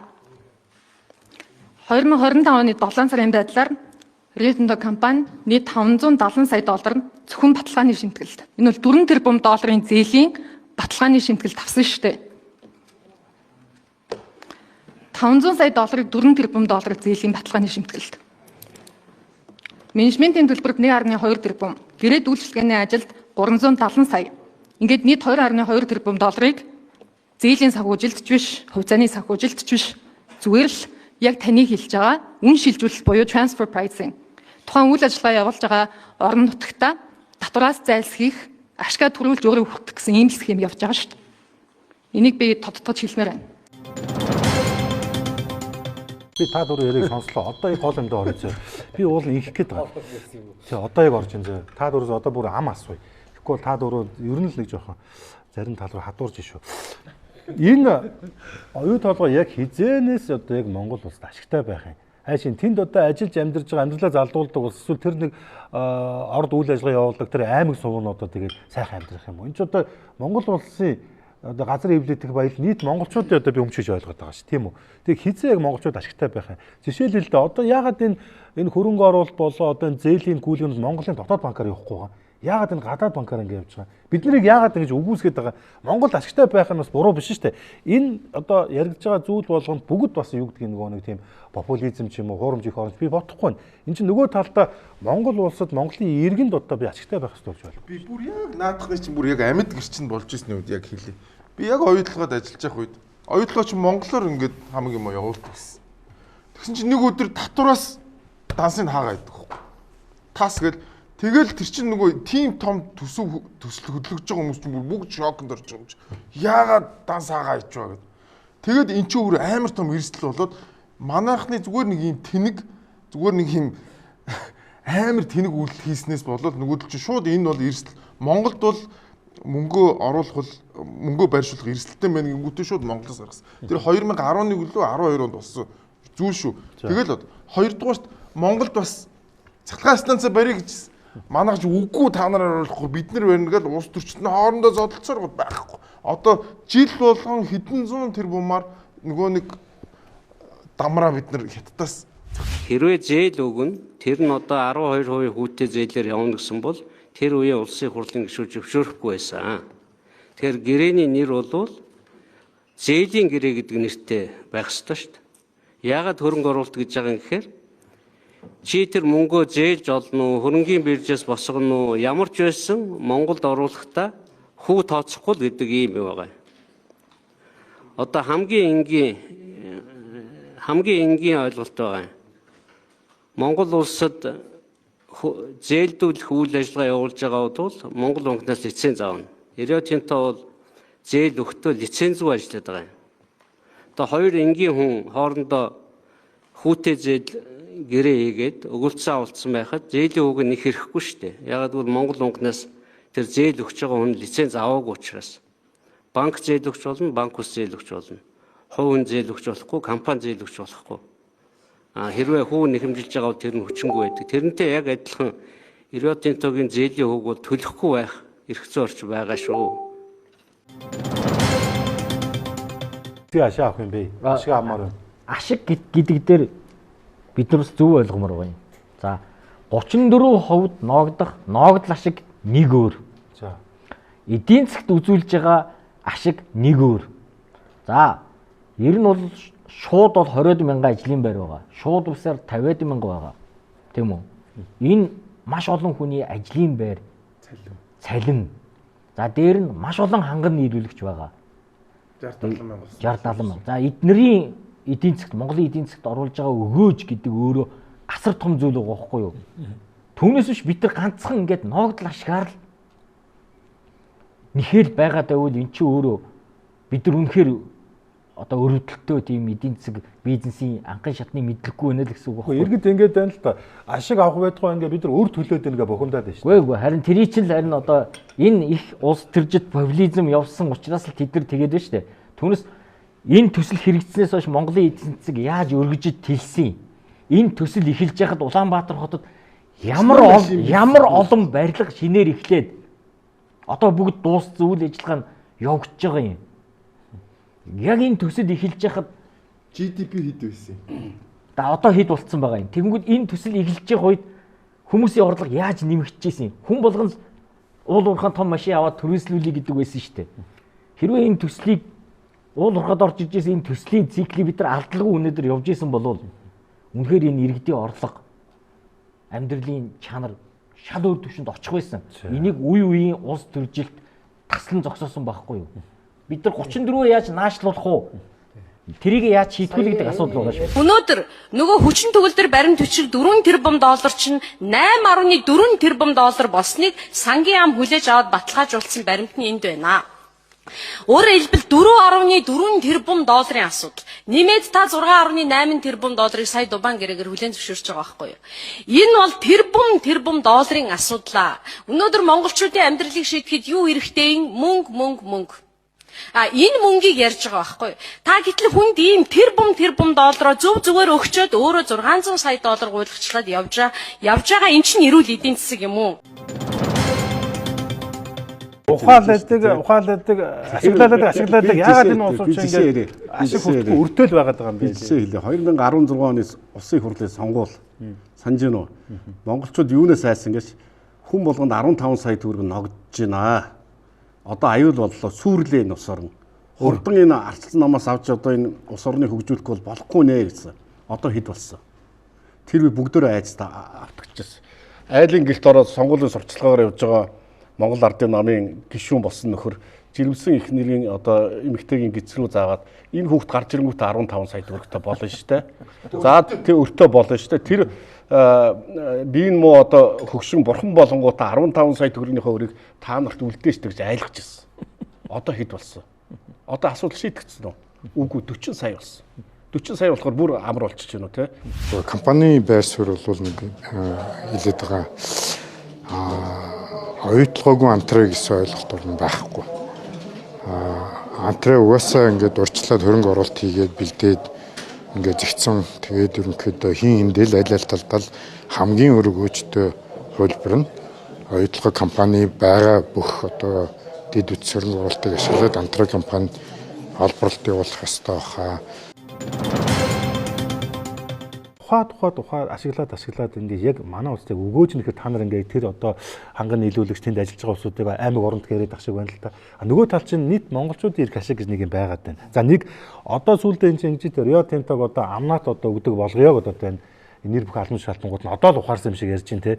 Тэр ч байтугай байгаль орчин нөхөн сэргээлт буюу энэ усны асуудал бол яригдчихэж байгаа шүү дээ. Усны газар дарганы хүртэл ингээд одоо энэ саарл ус хэрэглэхгүй байна те. Одоо энэ говийн усыг одоо ингээд баслаа гэж чинь эдний сүмгийг бол сонсох зүйтэй болов гэж бодож байна. Тэгээд оюутлогын сонсголоос хойш ер нь ингээд энэ гадны энэ хөрөнгө оруулалттай холбоотой төслүүдийг ингээд шалгаа явах юм. Одоо удахгүй энэ харбины энэ гэрээг чинь бас энэ шалгах төр хороо байгуулах гэж байна л да. Зөвшөөрлөж бараг авч явах шиг байна. Улс их орны гээл те. Бусад ард түмэн яах юм бэ? За ингээд манайхан чи попперсор байгаа нөгөө мө андерграунд буюу нөгөө 70 дуурхай хөрөнгө оруулалттай гацаачлаа зогсоочлаа. За 8000 ч үлгүй хүн ажилласаа халагдлаа. Тухайд 2013 байсан шиг санагдаж байна. За ингээд яасан? Нөгөө улс их орны чинь нөгөө татврын орлого нь бүртгэе болоод эхэллээ. Нөгөө олон нөгөө ажилчид дээрэс нь олон ханган нийлүүлэгч чинь мөнгөгүй болоод эхэллээ. Улсын төсөв тасалтаад эхэллээ. Орлого нь багасаад эхэллээ. За ерөөсөө нэг жилч болоогүй дээ. Гөө нөгөө улсын хурлын нөгөө нэг гишүүч чинь бүгдээр тогтоол 2 удаа тогтоол гаргаж байгаа шүү дээ. Наад имэнста гялс явуулаад га баларлаа нөгөө татвар матур чинь болохоо ойлоо гэдэг 2-2 тогтоол гаргаж явуулаад тэгээд нөгөө нэг Дубан гэрээ гэдэг юм чи хийлгэж байгаа шүү дээ. Өөрсдөө тийм хийгэж явуулсаар гоод хийлгэж байгаа байхгүй. 2012 онд нөгөө уул уурхаан бүүн болсон бол Рио Тинто одоо өөр юу гэдгийг айгүй бол Peabody ч гэдэг юм тийм хэд хэдэн ийм олон улсын хөрөнгө оруулагчид ороод ирсэн бол бид нар ингээд олон хөлтөө болох байсан юм аа. Тэрийг өөрсдөө их оромжиж гацааж хайчаад тэгээ одоо баг буруунд тэр хүмүүсийн хүш энэ хүмүүсийг болоо. Яг энэ 14 банкнаас олгосон бүх банк санхүүгийн байгууллагын цаана Ротшильдуд байсан. Үндсэн гол зохион байгуулагчаар Ротшильд. Бүх хурлыг Лондон зохион байгуулад голдон сууж ягаад хэн үүрэг даалгаврын ясан энийгээ зохион байгуулж ингэж авдаг. Энэний ард дээр бас хуучин ерөнхий сайд байсан, англи ерөнхий сайд байсан Тони Блэрийн зүйл хүчилгэний компани бас байсан. Би яг тулзын гишүүнээр байх хугацаанд нэг жилийн хугацаанд 2 удаа бас Лондон засгийн газрын даалгавраар очиж уулзаж Монголын талынхаа байр суурийг хамгаалах үүднээс очиж ярьсан. Би бүхний 9 онд байгуулсан гэрээ маань ашигт суурилсан гэрээ байсан юм аа. Та бүхний хийж байгаа Дубан гэрээний хүрээнд эн чинь өөрөө заралт суурилсан үндсэн суур үүрэг гүйжийг нь өөрчлөх, үндсэн бид бүхний 9 онд тохирсон энэ үүрэг гүйжийн ашиг хуваалтынх нь энэ нөхцөл байдлуудыг суурьаар нь өөрчлөх ийм нөхцөл байдал болох ч гэдэг асуудыг тавьж ирсэн. Ингээд бол бид бүхэн нэг талдаа ингээ Монголын тал бол нэг талдаа 2014-өөс 15 оны хооронд нэг байр суурьнд нэгдэж чадаагүй. Монголчууд дотор өвөл ойлголцол үүссэн. Энэний гороор Дубан гэрээ байгуулагдсан. Би арга ядаад үндсэндээ 2014 оны 4 сарын 15-нд энэ гэрээг хүсэж өөрийнхөө өсвөлтөөр өргөдлөө өгсөн. Тусаас шилүүлэгдэх. За 11 номер нэмэлт 1 минут. Тэгэхээр бид бүхний одоо энд үндсэндээ яриад байгаа суурь маань бол бид бүхэн энэ гэрээнд бид гарч шийдлээ ярья. Гэрээнд өөрчлөлт оруулах зайлшгүй шаардлага үүссэн байна. 9 он тохирсон гэрээнийхээ өргөөжийг бид баталгаажуулах зайлшгүй шаардлагатай байна. 14-5 онд суурьаар нь өөрчилсөн асуудлыг эргээд нөгөө талтайгаа яриа хэлцээний талд яриа хэлцээний ширээнд бол суух зайлшгүй шаардлага байна гэж харж байна. Одоо ингээл 14 жилийн алдсан бол одоо дахиад гадны хөрөнгө оруулалттай ингээд юм алдаатай ашиггүй гэрээгээ яваад байх юм уу? Яах юм? Яах ёстой бид нар? Одоо хаширж байгаа байл бид. Ер нь сая хэлдэг үнэн ш тэр Дубан гэрээ гэж яагаад Дубайд оч гэрээ хийсэн тэр? Сайхан бэлэг? Энд хийлэхгүй байсан байхгүй юу? Тэр чинь бүр аль хизээний хийх гээд оролдоод дандаа гацаадаг. Их хурланч гацаана. Тэгэл нөгөө удлаа их оронч нарт жагсан ингээд гацаасаргаад бүр сүулдэ зүгтж тэр гадаад оч зурсан баг. Хийсэн зөвөө буруу мó тэгээд тухайн үед одоо өөр зам байгаагүй шүү дээ. Өөр яах юм? Тэгээд гэрээ хийхгүй бол энэ төсөл явахгүй, энэ төсөл явахгүй бол Монгол эдийн засаг нойл хийсэн үн ягаад их орондоо ирэхгүй байгаа. Одоо мэдхгүй. Тэр улсуудын хувьд одоо би түрүү хэллээ шүү дээ. Энэ тухайн үед улс төрийн том шийдвэр гаргасан тэр хүмүүс ерөнхий сайд майд байсан улсууд өнөөдөр тэр шийдвэрийнхаа төлөө яллагдах ёсгүй. Тэр ёс зүйн хувь тийм байдгүй. Хувийн ашиг сонирхлоор хийсэн бол тэр яллагдчихвол. Ховдоо тэр хүн маш их мөнгө аваад ч юм уу, авилга аваад ч юм уу тэр нь тогтоогдсон бол. Манжийн үеийн мөнгө хүлэлт гэж ярьдаг. Тэр чинь одоо манай ардын хувьсгалын бослогын үндэс шүү дээ. Манжууд Рио Тинтогоос илүү сайхан сэтгэлтэй байсан. Зөв цөм гусцсан. Нэг азтай юм байна, сайн юм байна. Рио Тинто хараа бараа биднийг хөлөгдсөн бол бас маргаан улсад явна. Бүр цөм гусцсан учраас дэлхийн нийтэд энийг ярих ч гэсэн бардам. Бүр ёстой өсгөө гусцсан учраас not in good faith гэж байгаа шүү англиар. Хуулийн хэллэг нь. Бүр шудраг ёсны анхны хэмжигдэхүүнийг тэд зөрчсөн. Үндсэн хэмжигдэхүүнүүдийг хүртэл зөрчсөн. Энэ бол олон улсын шүүхтэр очиход бид ялна. Сайн гарцсан юу вэ? Азар энэ алцсан 400 тэрбум гэж яриад байгаа энэ олон зуун тэрбум долларын баялаг чинь Монголд байгаа. Монголын баялаг. Тэгэхээр энэ тогтоолын хэрэгжилтүүд хэрэгжих алтан боломжууд байгаа. Бух байгаад унахгүй бол буян байгаад идэхгүй бол адгийн тэнгээ гэдэг шиг өвгдөөсөөс өгсөн энэ их олон тэрбум долларын баялагаар ажлын байр үйлдвэр дэд бүтцээ хийхгүй гаднаас гуйлагчин шиг зээл аваад яваад байна гэдэг бол Монголд байгаа 0 ухаан царайсан улс төрчид шал тэнэг гэсэн үг ээ. Нийгэм нь бас ямыг ойлгодог болмоор байна. Энэ улс төрчид нь pop гişүүд нь цөөрмөр байна. Ингэжээс бид нар улс орондоо хэрэгтэй зүйл хийнэ үү гэхээс биш. Хар мянган одоо юу гэдэг pop гişүүдтэй хамаг байдаг одоо төслүүдийн тэгэлдэж унгаадаг, зогсоодог ийм байдалтай байгааг энэ л одоо гай гамшигыг бид ингээл идлээ сууж байгаа юм байхгүй юу? Түүнээс биш ямар ч монгол хүм тийм үү аль болохоор итгэн шиг юу авчий тийм үү? Ногдол ашиг авчмаар байх юм. Би ч гэсэн авчмаар л байна. Болдгсон бол ямар арга байгаа юм тэгэхэд ямар ч арга алга. Нэг өнөөдрийн нөхцөл байдал дээр бол хамгийн гол буруут нь тэр анх одоо төслийг хөдөлгсөн гэхээсээ илүүтэй энэ pop гişүүдийн одоо гай байхгүй юу? Одоо бүгд байхгүй болсон. Бүгд одоо хин ч мэдэхгүй. Төсөл байгуулсан хүмүүс нь л одоо элдвэр хилэгдэл одоо бараг л буудаж алах нь холгвол ингээл нийгмээрээ дайраал байдаг. А гэтэл энэ үйл ажиллагаанд нь дандаа садаа болдог ийм хүмүүс шинээр гараад иржээ. Энэ сонсол гэдэг чинь бас одоо шин дүр төрхийг одоо энэ төслүүдэд саад болдог хүмүүсүүд чинь дүр төрхүүд ингээд илрээ гараад явж штэ. Боловсруулалтын хүмүүс байдаг гэсэн бол одоо Harvard тэгээ нэг диплом шиг юмтай төгссөн хүмүүс байдаг болж байна шүү дээ. Диплом шиг юмтай. Ямарваа тэнэг хүн байж тээ ямар ч их дээд сургууль төгсөөд ухаантай болдгоо л байна. За тэгээ ямар ч байсан 5 өдрийн хугацаанд сонсол болж өнгөрсөн. Тэгээ хажуугаар нь санаатаа ч юм уу сансургаас нэг өөмүүлсэн тохиолдол гарсан. Одоо манай миу шилтэй ихч бол одоо ордон дотор тэгээ 2-3 өдөр агсамсан. Тэгээд уул нь одоо ихчийг бас яаж яваад ийшээ орцсон юм бол бас тэгээд сонирхоод орсон болов гэсэн чинь сүүлдээ сэтгүүлч охины нүүрдэн өлөмж чань хүний дургу үргэж байгаа юм тийм. За одоо тэгээд за энэ ингээ нэг хэсэг. Ер нь бол бид нар модаль бол тодорхой хэмжээгээр хөдлөн.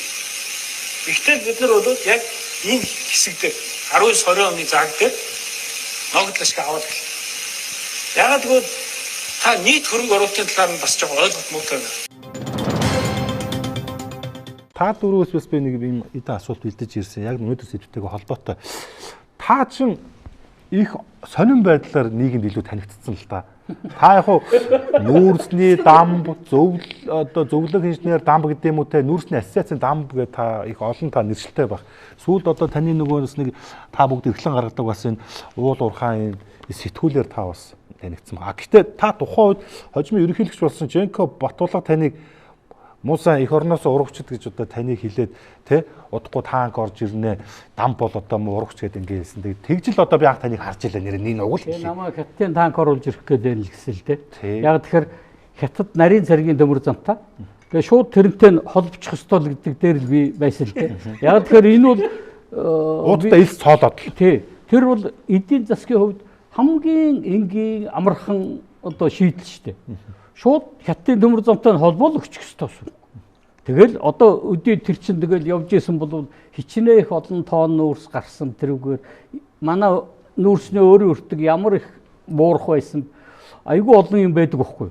А тэгээд тэрийг ойлгохгүй ус төржүүлэл танк банктай холбоол тэгэл одоо нөгөө галгаруутаа элсийг гожуулж яасан. Одоо тэгээд бүр сүүлд нь ингээ харин харж исэн чинь оюун эрдний засгийн үед харин нөгөө галгаруут цоолоод олон бомбтоор гаргаж байгаа чинь зүв болоо явцсан шүү дээ. Тэгээ одоо оюун эрдний засгийн газар чинь бомбын шинжилгээд бүр олон бомб нээх тэр нь чухал юм байна гэдгийг ойлгоод ингэж хожуу ойлгоод байгаа байхгүй. Өнөөдөр тэгээ дамбын зүв байсныг оройтч чинь намайг ярьж байхад тех ёстой гэдэг хад үгүй наадахаар чинь танк ороод ирнэ гэж яриад болиулчихсан байхгүй. А ер нь бол уг нь номоор юм мэддэг хүн болвол тэгэл тэр нарийн цэргээр нь холбоод өгсөн бол өгдөө ямар ч асуудалгүй бөө хэл амгүй нүүрс гардагаараа гараад маш их мөнгө хэмнэх байсан.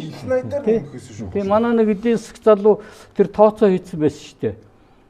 15 их 80 төлөв одоо төгрөг хэмнэх боломжийг алдсан байна лээ. Энэ төмөр замаас болж гэж.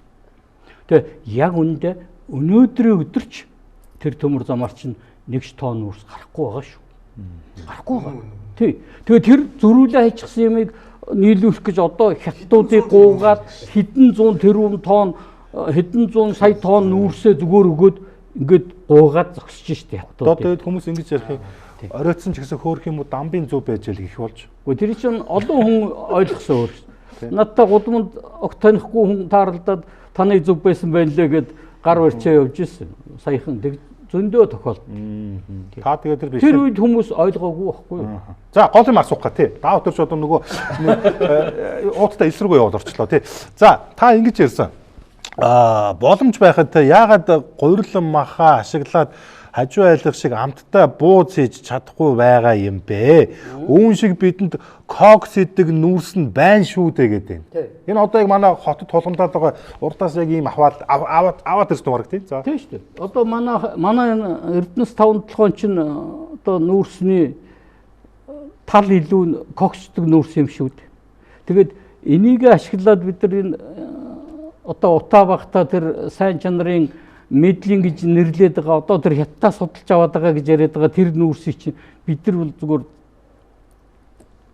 өдхөн хийх асуудал шүү дээ. Яг тэгэхээр юу нь байж шүү дээ. Нүүрс нь байж шүү дээ. Хангалттай байгаа шүү дээ. Тэгээд өнөөдөр тэгэхэд арчаагаа алдаад нөгөө хажуу айлаас нүүрсийг худалж аваа сууж яах гэдэг бол үнэхээр л энэ монголчууд ямар замаар яваад байгаа юм бэ? Ямар хүмүүсээр өдөрдүүлээд байгаа юм бэ гэдэг асуулт. Өөрсөнд нь давс юу сонгонд байхад хажуу айлаас л одоо амтарч хайгаа авч гэсэн үг үү? За та тэгж юу юм шүү дээ 2018 онд Коксч үйлдвэр барих гээд төсвүүд мөнгө суулгаад ингээд бас нэлээ олон тэрбум төгрөгөө бид нар алдсан. Үйлдвэрч байхгүй, мөнгөч байхгүй ийм болгоо хийчих. Бүр 18 онд юм Коксч үйлдвэр барих нэг Хүрлбаатар сайтыг холбодог байсан. Би тэрийг одоо хинд нь одоо хамаатгыг би мэдэхгүй. Гэхдээ Монголын төр бол тодорхой хэмжээний татвар төлөгчдийн мөнгийг энэ Коксч үйлдвэр барина гэд ингээд төсөвтөр суулгаад бүр 18 онд. Тэгээд тэр үйлдвэр нь ч байхгүй, юу нь ч байхгүй бүгд мартаж хаяад одоо ингээд хэдэн жилийн дараа. Ерөөсөө бид нар ийм ой санамжиг болцсон ард түмэн байна. За таны ой санамжинд одоо гарч ирж байна тий. За та сая сонсголттой холбоотойгоор нэг ийм байр суурь илэрхийлсэн бололтой. Одоо пост байсан юм уу юу байсан? Нэг сайт аваад үлгөөл бичсэн байна. Оюутлогоо өнөөдрийн сонсголоор Сангажувын баяр зогтоос үе үеийн Монгол ардын намынхан жацааг алдаж манай намынхан сэртхийгээд байдаг учрыг оллоо гэж байна. Энийг нэг жоохон тайлбарлаад өгөөч. За яах вэ? Тэгээд бид нар бүгдөө л харсан шүү дээ. Тоо ярддаг, тооцоо ярддаг. Энд чи эрүүл ухаанаар бид нар эдийн засгийг харах гэдэг юм шүү дээ. Гол нь. Түүнээс тэр ус төрөлжлөлтийг бол хангалттай харцсан учраас л би тэгжилсэн. Би баяр зогтойг ерөөс огт танихгүй. Би тэр уул за яг хуу таарлж л байсан. Нэг нам биз дээ. Нэг нам. Гэхдээ би чинь намд чинь сүүлд нь орж ирсэн шүү дээ. Эднийг байх үед нь би огт байгаагүй шүү дээ. Би 2016 онд нөгөө эдийн засгт наран туяа орж ирэх чинь би эдийн засгт наран туяатаа цус урж байгаа учраас орж ирсэн. Тэгээ өмнөх хүмүүсийн ер нь баг ихэнх нь танихгүй уулзж байгаа. Гэхдээ би сая энэ сонсгол дээр бол үнэлсэн. Яагаад гэвэл тооцоол ярьж гин тийм үү? Эдийн засаг ярьж штэ. Бус нь бүгд ус төржөөд байгаа байхгүй. Тэгэхээр мэдээж энэ хүн өөрийнхөө бас алдаа дутагдлыг хэлж л байлээ. Би ямар тийм туршлагатай биш, над ийм алдаа дутагдал гаргасан баг. Гэхдээ би ийм эр зөрг гаргасан шүү гэдгийг хэлж ийлээ. Тэгэхээр тэр утгаар нь л би ийм зүйл ütсэн. Хүний өрөнгөө айдаг гэж та өөрөө айд юм уу энэ хүнээс? Үгүй юу гэж аах вэ? Эдийн засаг яриад байхаар нь тоо баримт яриад байхаар над таалагдсан юм аа. Би тийм бодиттой юм ярьдаг хүмүүстэй л одоо хил ам их ойлголцдог. Тийм хүмүүсийг дэмждэг аль нам байх нь хамаа байхгүй. За энэ дээр нэг жижигхэн тайлбарч маш богино. Тийм. Ил болсоо одоо н Октогийн гэрээ донд тийм үү 1 сая тонн гэж. Энэ түрүүний нөгөө зам биш те нөгөө ямар компани билээ Баясгалангийн компани чинь нэг юу бод группийн 33 юу гэрээ байгаа юм. Октог гэрээ.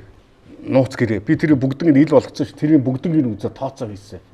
Аимшигын тооцоо гарч байгаа. Аимшигын тэр 33 гэрээ дотор нь зөв бүр аимшигын би тэгээ тэр үед нь ингэж хэлжсэн байхгүй бичижсэн. За бараг 7-800 сая доллар хамгийн одоо бага үнээр бодох 7-800 сая доллар алдчихжээ гэдэг би дүгнэлт хийгээд тухайн үед нь бас хэвлэл мэдээлэлээр ярьжсэн л та. Тэрний яг нэг оптик гэрээ нөө шүү дээ тийм үү. 1 сая нүүрс нийлүүлнэхсэн оптик гэрээ хийчихэд нөгөөдөө 1 сая тонн нүүрс гэрээтэй байхгүй. Тэгсэн хэрнээ нийлүүлсэн 3 сая гэсэн ийм дүн гарч ирж байгаа байхгүй. Тэгэхээр нүүрсний хулгай зөвхөн нэг гэрээн дээр ч юм байна шүү гэдгийг л би хэлж байгаа царай. За. Оюутлогын компани 1 секундэд 500 литр ус эргэлдэг гэдэг ийм тооцоол яваад байдаг. Энийг 2 секундэд 1 тонн ус гэсэн үг. 1 цагт 1800 тонн ус гэсэн үг. 24 цагаар үржүүлэхэд 43 сая литр ус гэсэн үг. Улаанбаатар хотын гэр орол болон орон сууцны нийт усны хэрэгцээ 21 м3 буюу 21 сая юм байна. Тэр үндсэндээ Улаанбаатар хотын нийт иргэдийн аж үйлдвэрүүдийн аж ахуй нэгжүүдийн нэг өдөр хэрэглэж байгаа усыг 2 өдөр хэрэглэж байгаа усыг үндсэндээ нэг өдөр хэрэглэж байна гэсэн үг. Усны төлбөр нь Улаанбаатар хотод Монголчууд үйл ажиллагаа явуулж байгаа аж ахуй нэгжүүд 368 төгрөг төлдөг. Гэр орол бол орон сууцны 1 литр нь 2 төгрөг төлдөг. Оюутлогоор дунджаа 1.3 төгрөг төлж байна. Одоо ус гэсэн үг шүү дээ тий. Шинэ гэрэл. За хэрвээ монголчууд оюу толгоон гэрээнээс хүртэх ёстой ашгаа хүртсэн бол татврын орлого хэд дахин одоо нэмэгдэнэ гэж цаашаа үргэлжлэж байгаа юм байлаа л дээ. Тэгээд энийг юу хэлэх гээд байгаа? Татвараа нэмье гээд байгаа юм уу? Эсвэл урд нь алдагдсан боломжоо нөхөж авъя гээд байгаа юм уу? Яа гээд байгаа? Энэ одоо баг миний хийсэн үг биш баха. Тэгээ зохиоцсон юм шиг байна. Тийм үү? За. Ер нь бол яг бид нар энэ төслийг хөдөлгсөн. Тэгээд одоо үе үеийн засгийн газар үе үеийн их хурл одоо тэр гэрээг сайжруулад явсан болвол яг л энэ гэрээ бол тийм өөрчилж болдгоо зүйл биш шүү дээ. Бид нар бүр тэр чигтний өөрчлөхгүйгээр Монголд ирэх үр өгөөжийг одоо үе үеийн тэр засгийн газрынхан тий багаар алхамаар ингээд сайжруулад яваад байсан бол үнэхээр ажил хэрэгч. Нэг хүмүүсийн ярьдаг эх оронч хандсан бол бид нар бол бас хангалттай орлоготой. Өнөөдөр тэр зээлийн хүүгээ чинь бас боломжийн хэмжээнд бууруулчихсан байх ёстой байхгүй юу? Гэтэ энэ боломжийг бид нар бол бас өнгөрсөн нэг 14-5 жилийн хугацаанд алдсан юм байна. Одоо бүгдээрээ энийгээ маш яралтай заасан. Одоо нэгэнд бүгдээрээ сайн ярилцж шүү дээ. Улс орондоо ярилцчихлаа. Одоо ёстой баг мэддэггүй ойлгодгүй хамаагүй одоо ёстой хэлтэй болгон ярьлаа хэд хоног энийг. Одоо үнэхээр бүгдээрээ энэ дээрээ одоо тэр хүүгээ буруулъя. За тэгээд үнэхээр энэ зэсийн үн бол өндөр байна.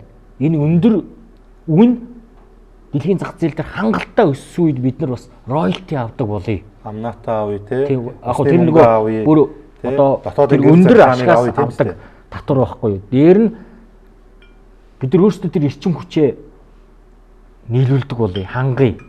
Одоо хятадаас эрчим хүч уйдгоод нийлүүлдэгэ болъё. Хоорондоо зодтол тэр юм аа. За тэр дотоодын ханган нийлүүлэгчдийг илүү нэмэгдүүлэх чиглэл рүү явъя. Бидэрт хийх ажил зөндөө шүү дээ. Бүр дараагийн асуудал бол боломжгүй мэдэхгүй. Эрдэнэт оюутлагаа хоёрынхаа гарч байгаа баяжмлыг тий нэг хоёр шат боловсруулж бүтээгдэхүүн болгож экспортлдог болъё. Одоо энэ юм л юммаар шүү дээ. Одоо тэгэхгүй ахаад яг юм буруутай хайвал бид нар 20 жилийн дараач өнөөдрөх шиг яриа суужиж мэдэн шүү. Одоо хувийн жижиг компани хүртэл зэс сайлуулах үйлдвэр зэс одоо ингээд боловсруулах үйлдвэр байгуулад Эрдэнэтийн хаягдл дээр шүү дээ. Тэгээд одоо ийм автгаа нөгөө хавтан зэсүүд гаргаад байна шүү дээ. Хавцсан зэс. Тэгэхэд энэ улс яагаад одоо энэ хоёр том зэсийн үйлдвэр урхаа та мөртлөө нэг тоонч одоо тийм зэс гаргаж чадахгүй байгаа юм. Энэ бол зүгээр л нөгөө одоо зөв юмны төлөө зүтгэхгүй байгааг л илэрхийл. Нөгөө энэ төрд байгаа одоо биднийг удирж байгаа нөхдүүдэд өөрт нь ашиггүй учраас энийг хийхгүй дэмжихгүй өдөө хүртэл явж ирсэн л байна. Тий. Тэрнээс биш одоо энийг хийвэл хийчих ёстой юм цаг хугацаа бол зөндөөл байлаа шүү дээ. Одоо ч гэсэн сая шинэгийн хэлдгэр тэр хурдан тэр одоо зэсайлуулах үйлдвэр баримаар байна шүү дээ. Одоо манай Бадам Сүрэн бол олон жил тэрийг яриад яваад байгаа. Тэгээд яг юундаар очиод явахгүй байгаа юм. Энэ бодвол улс төр талаас нь л уйчаал бас л гацаагаалах шиг нөгөө цахилгаан станц гацаадаг шиг зэс сайлуулах үйлдвэрийг бас л гацаагаалах. За амар төвшин энэ нөгөө эрх баригчид ингээд сан зуудлаа булаацалтахаараа нөгөө нэг энэ талбайлаар гал үйлчлэн загалчдаг дээр шудраг тавьж. Энэ нөгөө ковидын үед бичижсэн пост юм. За. Ковидын үед бичижсэн пост. Яг нэг ийм юм ойлгосоо гэж үзье. Энэ посттой холбоогүй шүү. Ер нь ингээд ямар нэг бизнес win-win зарчим дээр тулгуурж явдаг. Харилцаа ашигтай. Харилцаа ашигтай. Манайд ч ашигтай, тэр нь хүнд ч ашигтай үжиж энэ процесс ч явж шүү. Манай монголчууд юу гэж ойлгоод байна гэхэлэр үгүй энэ хүнд ашиггүй надад л хамгийн өндөр ашиг байх хэрэгтэй гэж бодоод байна. Тийм учраас нөгөө хүмүүс рүүгээ ингээд нөгөө ерөөсө чи ашиггүй байх хэрэгтэй ерөөсө монголчууд бүх хувийг аваад аргал нөгөө хүн баг ашиггүй тэгэл баг монголчуудад ингээд ашиглуулаад хөвцөж явах хэрэгтэй юм шиг юм бодоод байна. Би энийг өөрийнхөө тодорхойлсон. Энийг алтан загасны эмгэгний эффект гэж би зүгээр тодорхойлсон байхгүй. Баг синдром уу. За. Ингэх тусам монголчууд өөрсдөө алдаад байгаа. Ингэж нөгөө алтан загасны эмгэн шиг шунах тусмаа хамгийн ашиггүй гэрээг хийж гин хамгийн тэнэг үйлдэлүүдийг гаргаж гин ингээд ерөөсөө яг алтан загасны эмгэн шиг байдаг байхгүй. Тэгэхээр нэг юм бол дараа чи хөрөнгө оруулалт дээр win-win зарчим тавьж хүмүүс орж ирж шүү. Ийм зарчим тавиагүйгээс болоод Монголыг хинч сонирхохоо болчихлоо шүү дээ өнөөдөр. Одоо өнөөдрийн бидний хамгийн их анхаарах ёстой асуудал дараагийн гадаадын хөрөнгө оруулагч хий юм бэ? Яаж дараагийн хөрөнгө оруулагчтай оруулж ирэх юм бэ? Одоо л алга эргүүлэхийн адил нэг бөөндө ороод ирэхгүй байх. 5-6 жилийн тогтмол ингэж хөрхөө явж орж ирэх байх. Тэгэхдээ бид нөгөө майндсетээ өөрчлөөд win-win байх хэрэгтэй шүү гэдгийг л аюулгүй сайн ойлгосон. 5-7-оос илүү оюутлагын ард буцар байх шүү дээ. Оюутлага бүх юм хаалттай шүү дээ. Оюутлагаа жишээ гаргадаг, жишээ үнэ маш нууц. Яагаад гэвэл компани дүрм дээрээ тийм гэж. Хөрөнгө оруулагчтай хийсэн гэрээн дээрээ тийм байд. Бид нар тэднийг хэдэн төгрөгөөр зарж байгааг нь мэдэхгүй. Гэтэл зэсэн дунд байгаа алтны агуулмж нь маш өндөр. Тэгэхэд бид нар алтнаасаа татвар авч чаддаггүй. Бид нар ажлын хэсэг байгуулад уулзах гэхэд дарга нар нүш зөвхөн одоо хариуцсан хилцээний дарга менежер монголчууд ирж. Улсын хурлыг тоодгүй, засгийн газрыг тоодгүй, өнөөдөр хилцээрийг гэхэд тийм биз дээ. Тэгээд бас хилцээр дээр дахиад хардах юм байна. Оюутлага дээр. Юу гэвэл тэр хүүг багасгая гэж байгаа шүү дээ. Үнэхээр бид нар тэр хүнд жилдээ 4 их 80-ыг төлж байгаа гэж тооцоо байна. 4 их 80-чуд. Тэгэхэд 9% сарын арилжааны банкнаас өндөр. Дээр нэмэгдээд оюутлага хүссэн үедээ зээл авдаг. Зээл авахын хэрээр Монгол улсын авах ашиг дахиад хойшилждаг. Оюутлага Монгол улсад хэрэгтэй юу хэрэгтэй? Гэхдээ шудраг байх хэрэгтэй. 50 жилийн хугацаа юм шиг байгаа юм. Энэ 50 жилийн хугацаанд манайхны тэр бүр одоо сэтгэлгээг өөрчлөө хийцэн байлээ. Нэг тийм нийтийн нийгмийн тий хүнтэй хамтарч ажиллаж чаддаггүй нэг тийм болгоо хийцэн. За тэрийг тээж яваа нэг наснаас дээш үеийнхэн байгаа юм. Одоо би залуучуудаар бол бахархаж байгаа. Үнэхээр бас хөрөнгө оруулалт ямар ч хөрөнгө оруулагчтай хамтарч ажиллаж чадж байгаа тийм шин залуу үе ингээд хүчтэй түрэн орж ирж байна. Тэрийг улдан эсэргүүцдэг сая Ямрагийн ярьсан шиг зөвхөн бүх өшийг өөртөө авахдаг нэг тийм нэг хуучин нийгмийн сэтгэлгээтэй нэг үе байна. Чинийх 7, минийх 7хон гэдэг шиг үү? Тийм. Тэгээд тэр үе мэн одоо бас юмыг нэг 3-4 талаас нь хармаар байна тий. Оюутлогоо хөрөнгө оруулалт гээд харахад өгөөжийг харчдаг, ойлгочдөг болмоор байна. Гэрээнд байгаа алдаа дутагдлыг бас хараад ойлгочдөг болмоор байна. Цааш нь яаж сайжруулах боломж байгаа гэдгийг хараад ойлгочдөг. Гэхдээ бүгдийг ингээд цогцоор нь харчдаг болмоор байна. Тэгэхгүй зүгээр ганцхан муухай гэдэг өнцгтэй тэр нэг бүлэг өөрчлөлтмөр байна. Энэ нэг Пол Коллер гэдэг Британийн одоо мундаг хөгжлийн эдийн засгч хэлжсэн байхгүй юу? Өөрсдөө уул уурхай нөөцөөр баян гэд итгэцэн аливаа хүнд том төслөөс хүртэх ашиг нь үргэлж чамлалтаа санагддаг бөгөөд яаж ахиухан хүртэх үү гэж бодохдоо төрийн оролцоог нэмдэг. Тэр нь сүүлдээ дампуурал руу ордог гэж энэ том эрдэмтдийг хэлсэн байгаа байхгүй. Тэр яг энэ юу чинь бид нар дээр ингээд ирцэн ингээд боддоор хэрэгжээ явж байгаа байхгүй. Энэ нэг Африкийн орнууд төр тий. Ерөөсөө нөгөө социализмын сая хэлдгээр тэр 50 жил 70 жил ингээд тэр замаар яваад бүх ихэнх хүмүүсийн толгойд төрийн өмчтөл байвал одоо сэтгэл санаа нь амар байдаг. Нэг нөхөр баяжиж болохгүй. Ийм л бодол одоо бүр суучихсан. Тэгэл ямар сайндаа л одоо энэ төрийн өмчтэй байвал одоо их зөв юм гээд ингээд ойлгоцсон.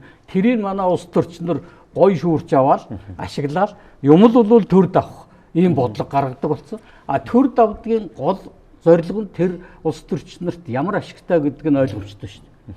Тэн дээр л тоглолт хийж, тэн дээр л хувийн одоо нөгөө бизнесээ хийн, нөгөө хулгай элдв юмаа тэнд л хийн. Төрийн өмчтэй компанидар л хийн. Тэрээс хэзээ ч хувийн компаниас хулгай хийж чадахгүй шүү дээ. Тэгэхээр ерөөсөө энэ асар их одоо муухай буруу сэтгхүүгээ бид нар болмоор л байгаа юм. Одоо энэ зинжэт үеийнх арай өөр болоод ах шиг байна тийм ээ. Манайх ч түүхэндээ Монголын ард түмэн чинь торгоны замын гол тоглогч байсан ард түмэн шүү дээ. Худалдаа 8 хийж чаддаг. Тэ бизнес хийж чаддаг ийм ард түмэн байсан. Энийг өөрчилсөн байна. Одоо бүгдээрээ буцаад тэр худалдаа 8 хийж чаддаг, хөрөнгө оруулагчтай хамтарч ажиллаж чаддаг. Mongolia Great гэх гээд тэндэл буцаж очиор шүү дээ. За юм асуулахгүй ма таад өрч ёо. Чи яагаад ингэж юм яриа хүмүүсээс өгсөн ч өөрөө. Тий, яг үү. Нэг хоёр яриа хүн л. Тий, одоо зохио нэмэр алаа. За одоо цаг дуусчихна. Одоо нэг асуулт асуугаад тэгээ санал өгүүлдэ хэлээ дуусгая. Нэг юм байна. За ингээд муу сайнтай 16 жил ингээд явсан юм байна. Энэ төсөлтөө бид нар тийм үү. За одоо гин буруутныг хайгаад нэг тийм сонсвол хийчих шиг боллоо. Бат найрамд хэлж байгаа бол энэ бол нэг айхтар гэмтнийг олох гэсэн биш шүү. Зүгээр бодит байгаа байдлыг гаргая л гэж ярьсан. За тэгэхээр ийм байна л да. Хоёр юм ярьж байна. Бид нэг ингээл нөгөө талбайгаа ингээл нэг үерхээл, нэг салаалтай, нэг шүүх цагдаа дээр очих гол эсвэл нэг халуун хүнжилтэд орох гэж байгаа юм шиг би ойлгохгүй байна. Тийм токсик хосууцыг харилцаатай очлоо л доо. Манайх энэ одоо энэ төсөл хэрэгжүүлж хөрөнгө оруулагчтайгаа. Тэгэхээр энэ чи яг энэ хооронд өдөр шөнөгүй баялагийг зөөгöd байгаа шүү дээ. Одоо би жоо хараад ярьж байгаа шүү. Би мастер класс ярьж шүү. Зөөгöd байна. Гэтэл чи ингээд яг шийдэл түрээгүй яг хүнд ашигтай биш. Магадгүй одоо энэ нийгэмд одоо нэг уур амьсгал шүү. Бидэнд ашиггүй байх хооронд ингээд шийдэл түрээгүй байхад энэ баялагийг чи өдөр шөнөгүй зөөгöd ингээд дууснаа. Мэдээж баялаг бол шавхад нэг өдөр, хизээ нэг өдөр. Нэг хоёрдугаарт эн чин зис олборлж байгаа тийм үү?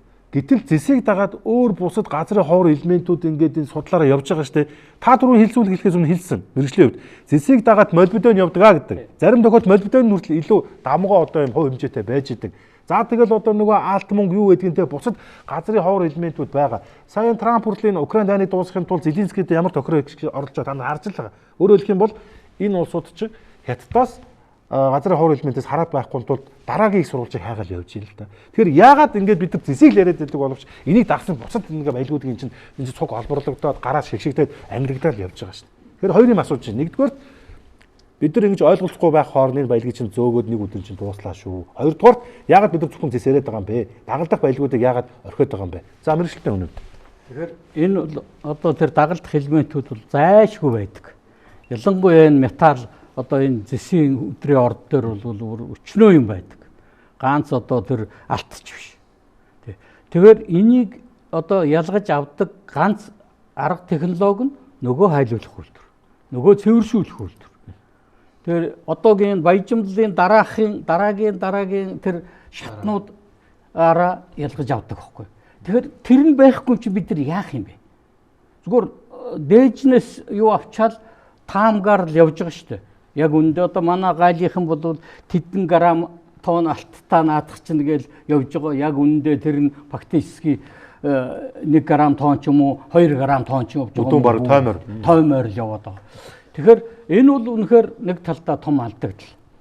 Тэгэхээр яах вэ? Тэр хайлуулдаг, тэр цэвэршүүлдэг үйлдвэрээ дотооддоо барих хэрэгтэй байна. Тэрийгэ барьцсны дараа тэрнээс чинь нөгөө дагалдах элементүүд чинь ялгараа гараад ирдэг.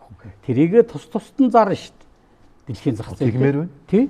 Тэгэхээр тийм л технологийн л одоо асуудал. Ер нь одоо аж үйлдвэр хөгжүүлмээр байна бид нар.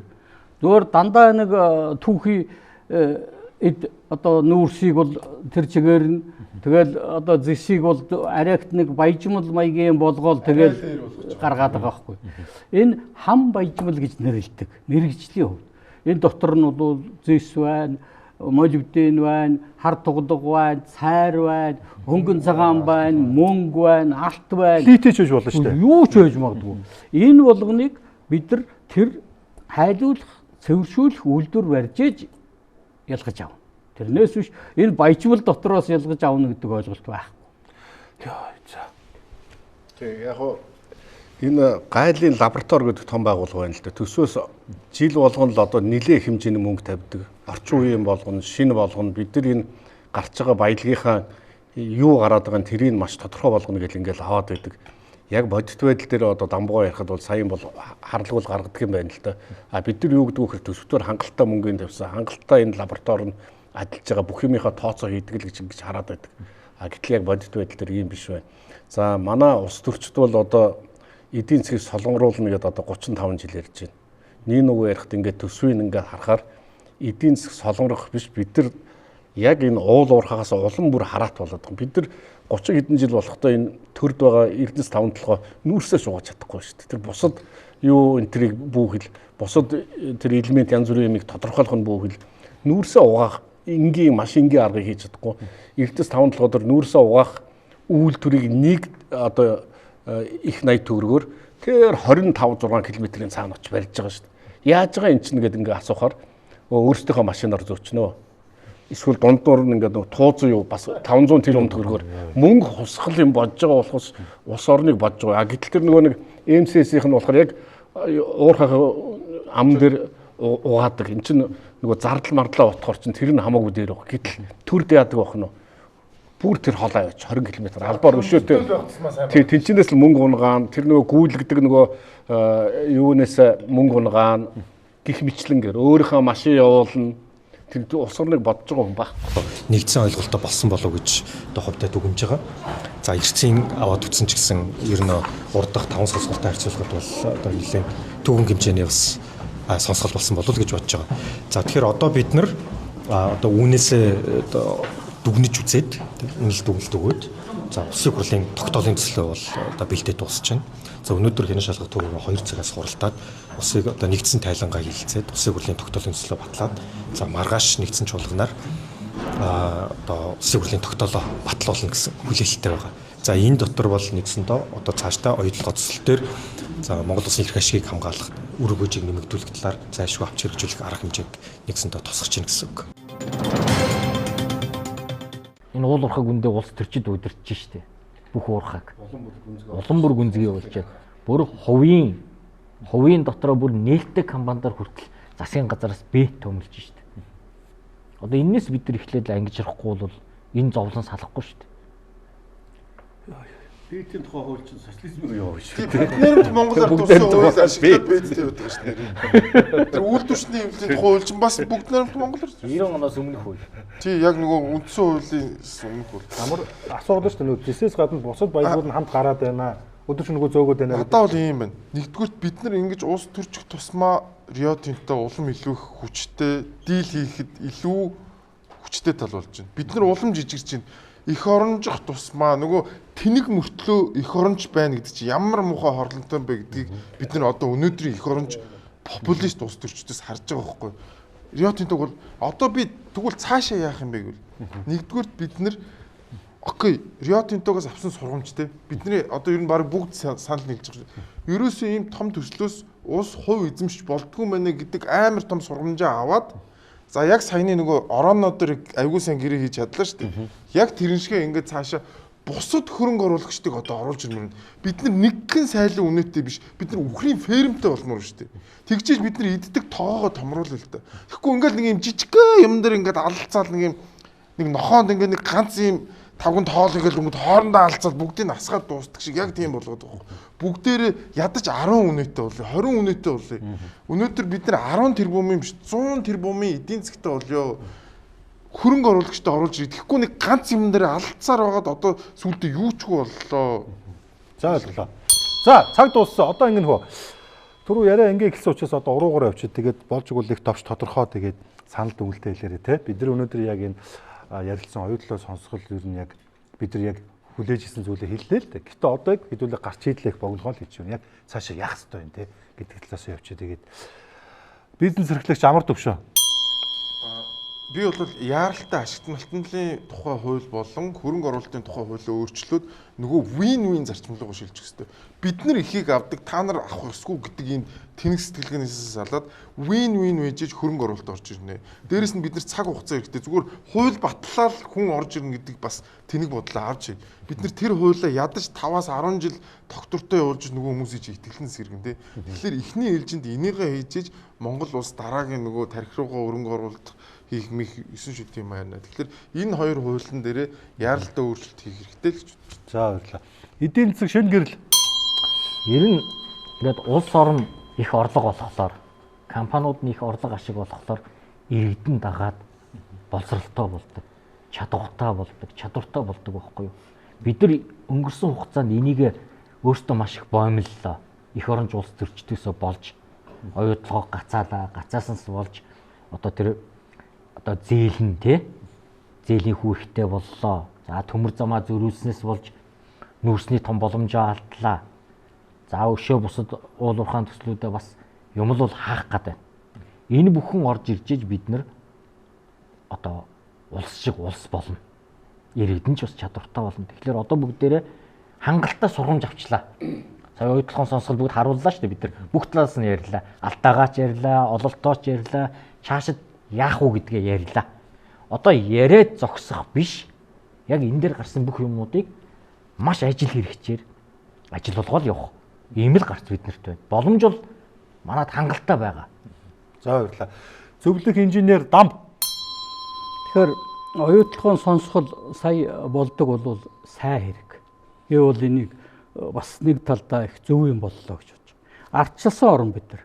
Үнэхээр одоо юу болоод байгааг нь мэддэхгүй, ямар гэрээ хэлцээр хийцیں, хэн оролцсон, тэр нь одоо өнөөдөр үр дүнтэй юм уу гэдг нь бараг мэддэхгүй шахуу явж ирлээ шүү дээ. Тэгтэл сая бол энэ сонсголоор бол их олон юм бас ил тод боллоо, харагдлаа. Тэгээ тэр олон нөгөө аптекерэг ил тод болголоо. Одоо тэгээд төрийн нэр бариа, төрийн эрх мэдлээ ашиглаад одоо зүгээр нүүрсний хоёр компани хоорондын гэрээг хүртэл төрийн нууцлалд оруулаад эн чинь зүгээр л хулгай хийдэг, хууль ашиглаж хулгай хийдэг нэг хулгайчийн л одоо нэг арга механизм байна шүү дээ. Тэгээ энэ юмыг хүртэл ингэж ил болголоо. Энэ үнэхээр Монгол улс ардчилсан орн мөн гэдгийг нь бол харагдаж байна. Сая сонсголдоор ч гэсэн яг хуу тэр хоорондоо бие биеийн лүгээ чиглэлцэж байгаа нь бол Монгол хүний характер л да. А ер нь бол энэ бас сайн хэрэг боллоо гэж би бодсон.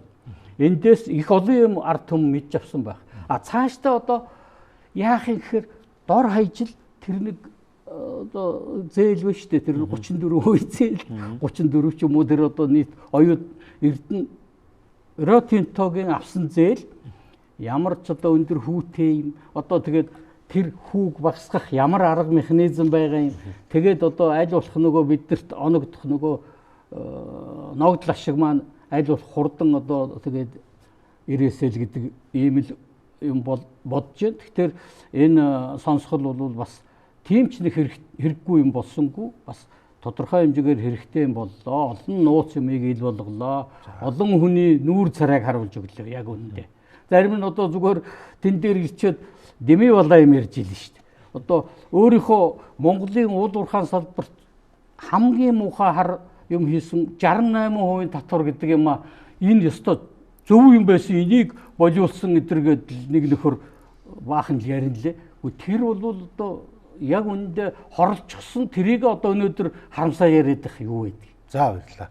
Доктор Даваад Дүр. Бид нар ерөнхийдөө саяхан яриад нэг зүйл дээр л угаасаа тогтчлоо шүү дээ.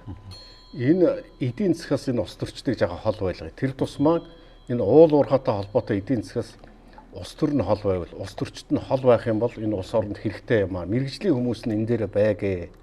Түүнээс биш би түрүүн хэллээ шүү дээ. Энэ ус төржилт чинь зүгээр царай тусны өөрчлөлт Бацаанд нь бат найрамдал болоод тийм баа авраг нь болормоо болоод ингээл яваад шүү дээ. 6 одоо ахаад бид нар хэрвээ энэ янзаараа байх юм бол нэг газараа эргээл 6-7 жилийн дараа ахаад цоош нь ахаад энэ нээлттэй сонсгол гэдэг юм явуулаад ингээл нөгөө бат найрамдлын чинь оронд одоо юу гэдэг хин ч гэдэг дурууш баа гэдэг ч юм уу нэг хүн орцсон болормоогийн оронд чимгээ ч юм ингээл яваад эн чинь муухай харамсалтай байхгүй. Би энэ зүйлийг яагаад яриад байна гэхээр 6-7 жил бид нар нэг газар дээр зогсож байна.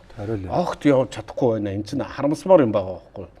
Одоо тэгэхээр энэ ус төрөөс жаахан холдуулаад энэ мэргэжлийн хүмүүс нь аваад энэ ус төрчч нь шүү дээ тийм үү. Зүгээр хүн хуурдаг залингийн хүмүүс байхгүй. Чиний амьдралыг чинь сайжруулна, би их гоё болно. Тэгхгүй бол энэ чинь ус орон чинь өрөнд барагдлаа гэд худлаа яриа явж байгаа хүмүүс гарч ирчээд энэ одоо ус орны эдийн засгтаа айгүй чухал ийм том төслүүдийг барьж аваад энийг шийдвэрлэнэ гэдэг чинь бол эрүүл хүний ухаанд байж болмооргүй л явдал байхгүй юу та. За баярлалаа. За тэгээ төгсгөл нь юу хөө нөгөө дамгоо нөгөө нэг эдний уул уурхай гэдэг сэтгүүл гардаг юм байна. Жилдээ 4 дугаар буюу улирлаа нэг гардаг гэсэн. Тэгээ та нэг хальт тайлбарлаад идүүлээ. Тэгэхээр энэ сэтгүүл одоо 27 дахь жилдээ гарч байгаа юм. За. Энэ ч одоо бие санаачилсан биш. Одоо манай шүтгийсэн геолог уурхайн сургуулийн эрдэмтэн багш нар санаачилсан. Цэвэр мэргэжлийн сэтгүүл. Энэ уул уурхайн салбарын мэргэжилтнүүд шин ноу хау, шин технологи, шин техник энэ бүх юмыг энэ дээр гаргадаг. Энэ сэтгүүлийг одоо шилбэл оюу толгоогоор захиалуулах гэж би 2 жил яваад дийсэн. Яг авдгүй юм. Авдгүй. Тэгэхээр доогуур нь байгаа монголчууд ерөөсөө энийг явуулдаггүй. 10% өстэй юм уу? Бодвол өөрсөнд нь ашиггүй болохоор л одоо зөвшөөрөхгүй л байгаа юм шиг байна. Явстан таны өнөө бичсэн номыг санаад дуусгасан байна. Баярлалаа. За тэгээд номын цагаан буян дэлгэрэг хамгийн гол нь бид бүгдээрээ л их орондоо хайртай тийм ээ. Тэр ч утгаараа ингэр дээр бас Монгол улсын ухаантай хэлдэг зүгэл хэлдэг тийм. Хайрлахад учир бий тийм ээ. Тийм. За.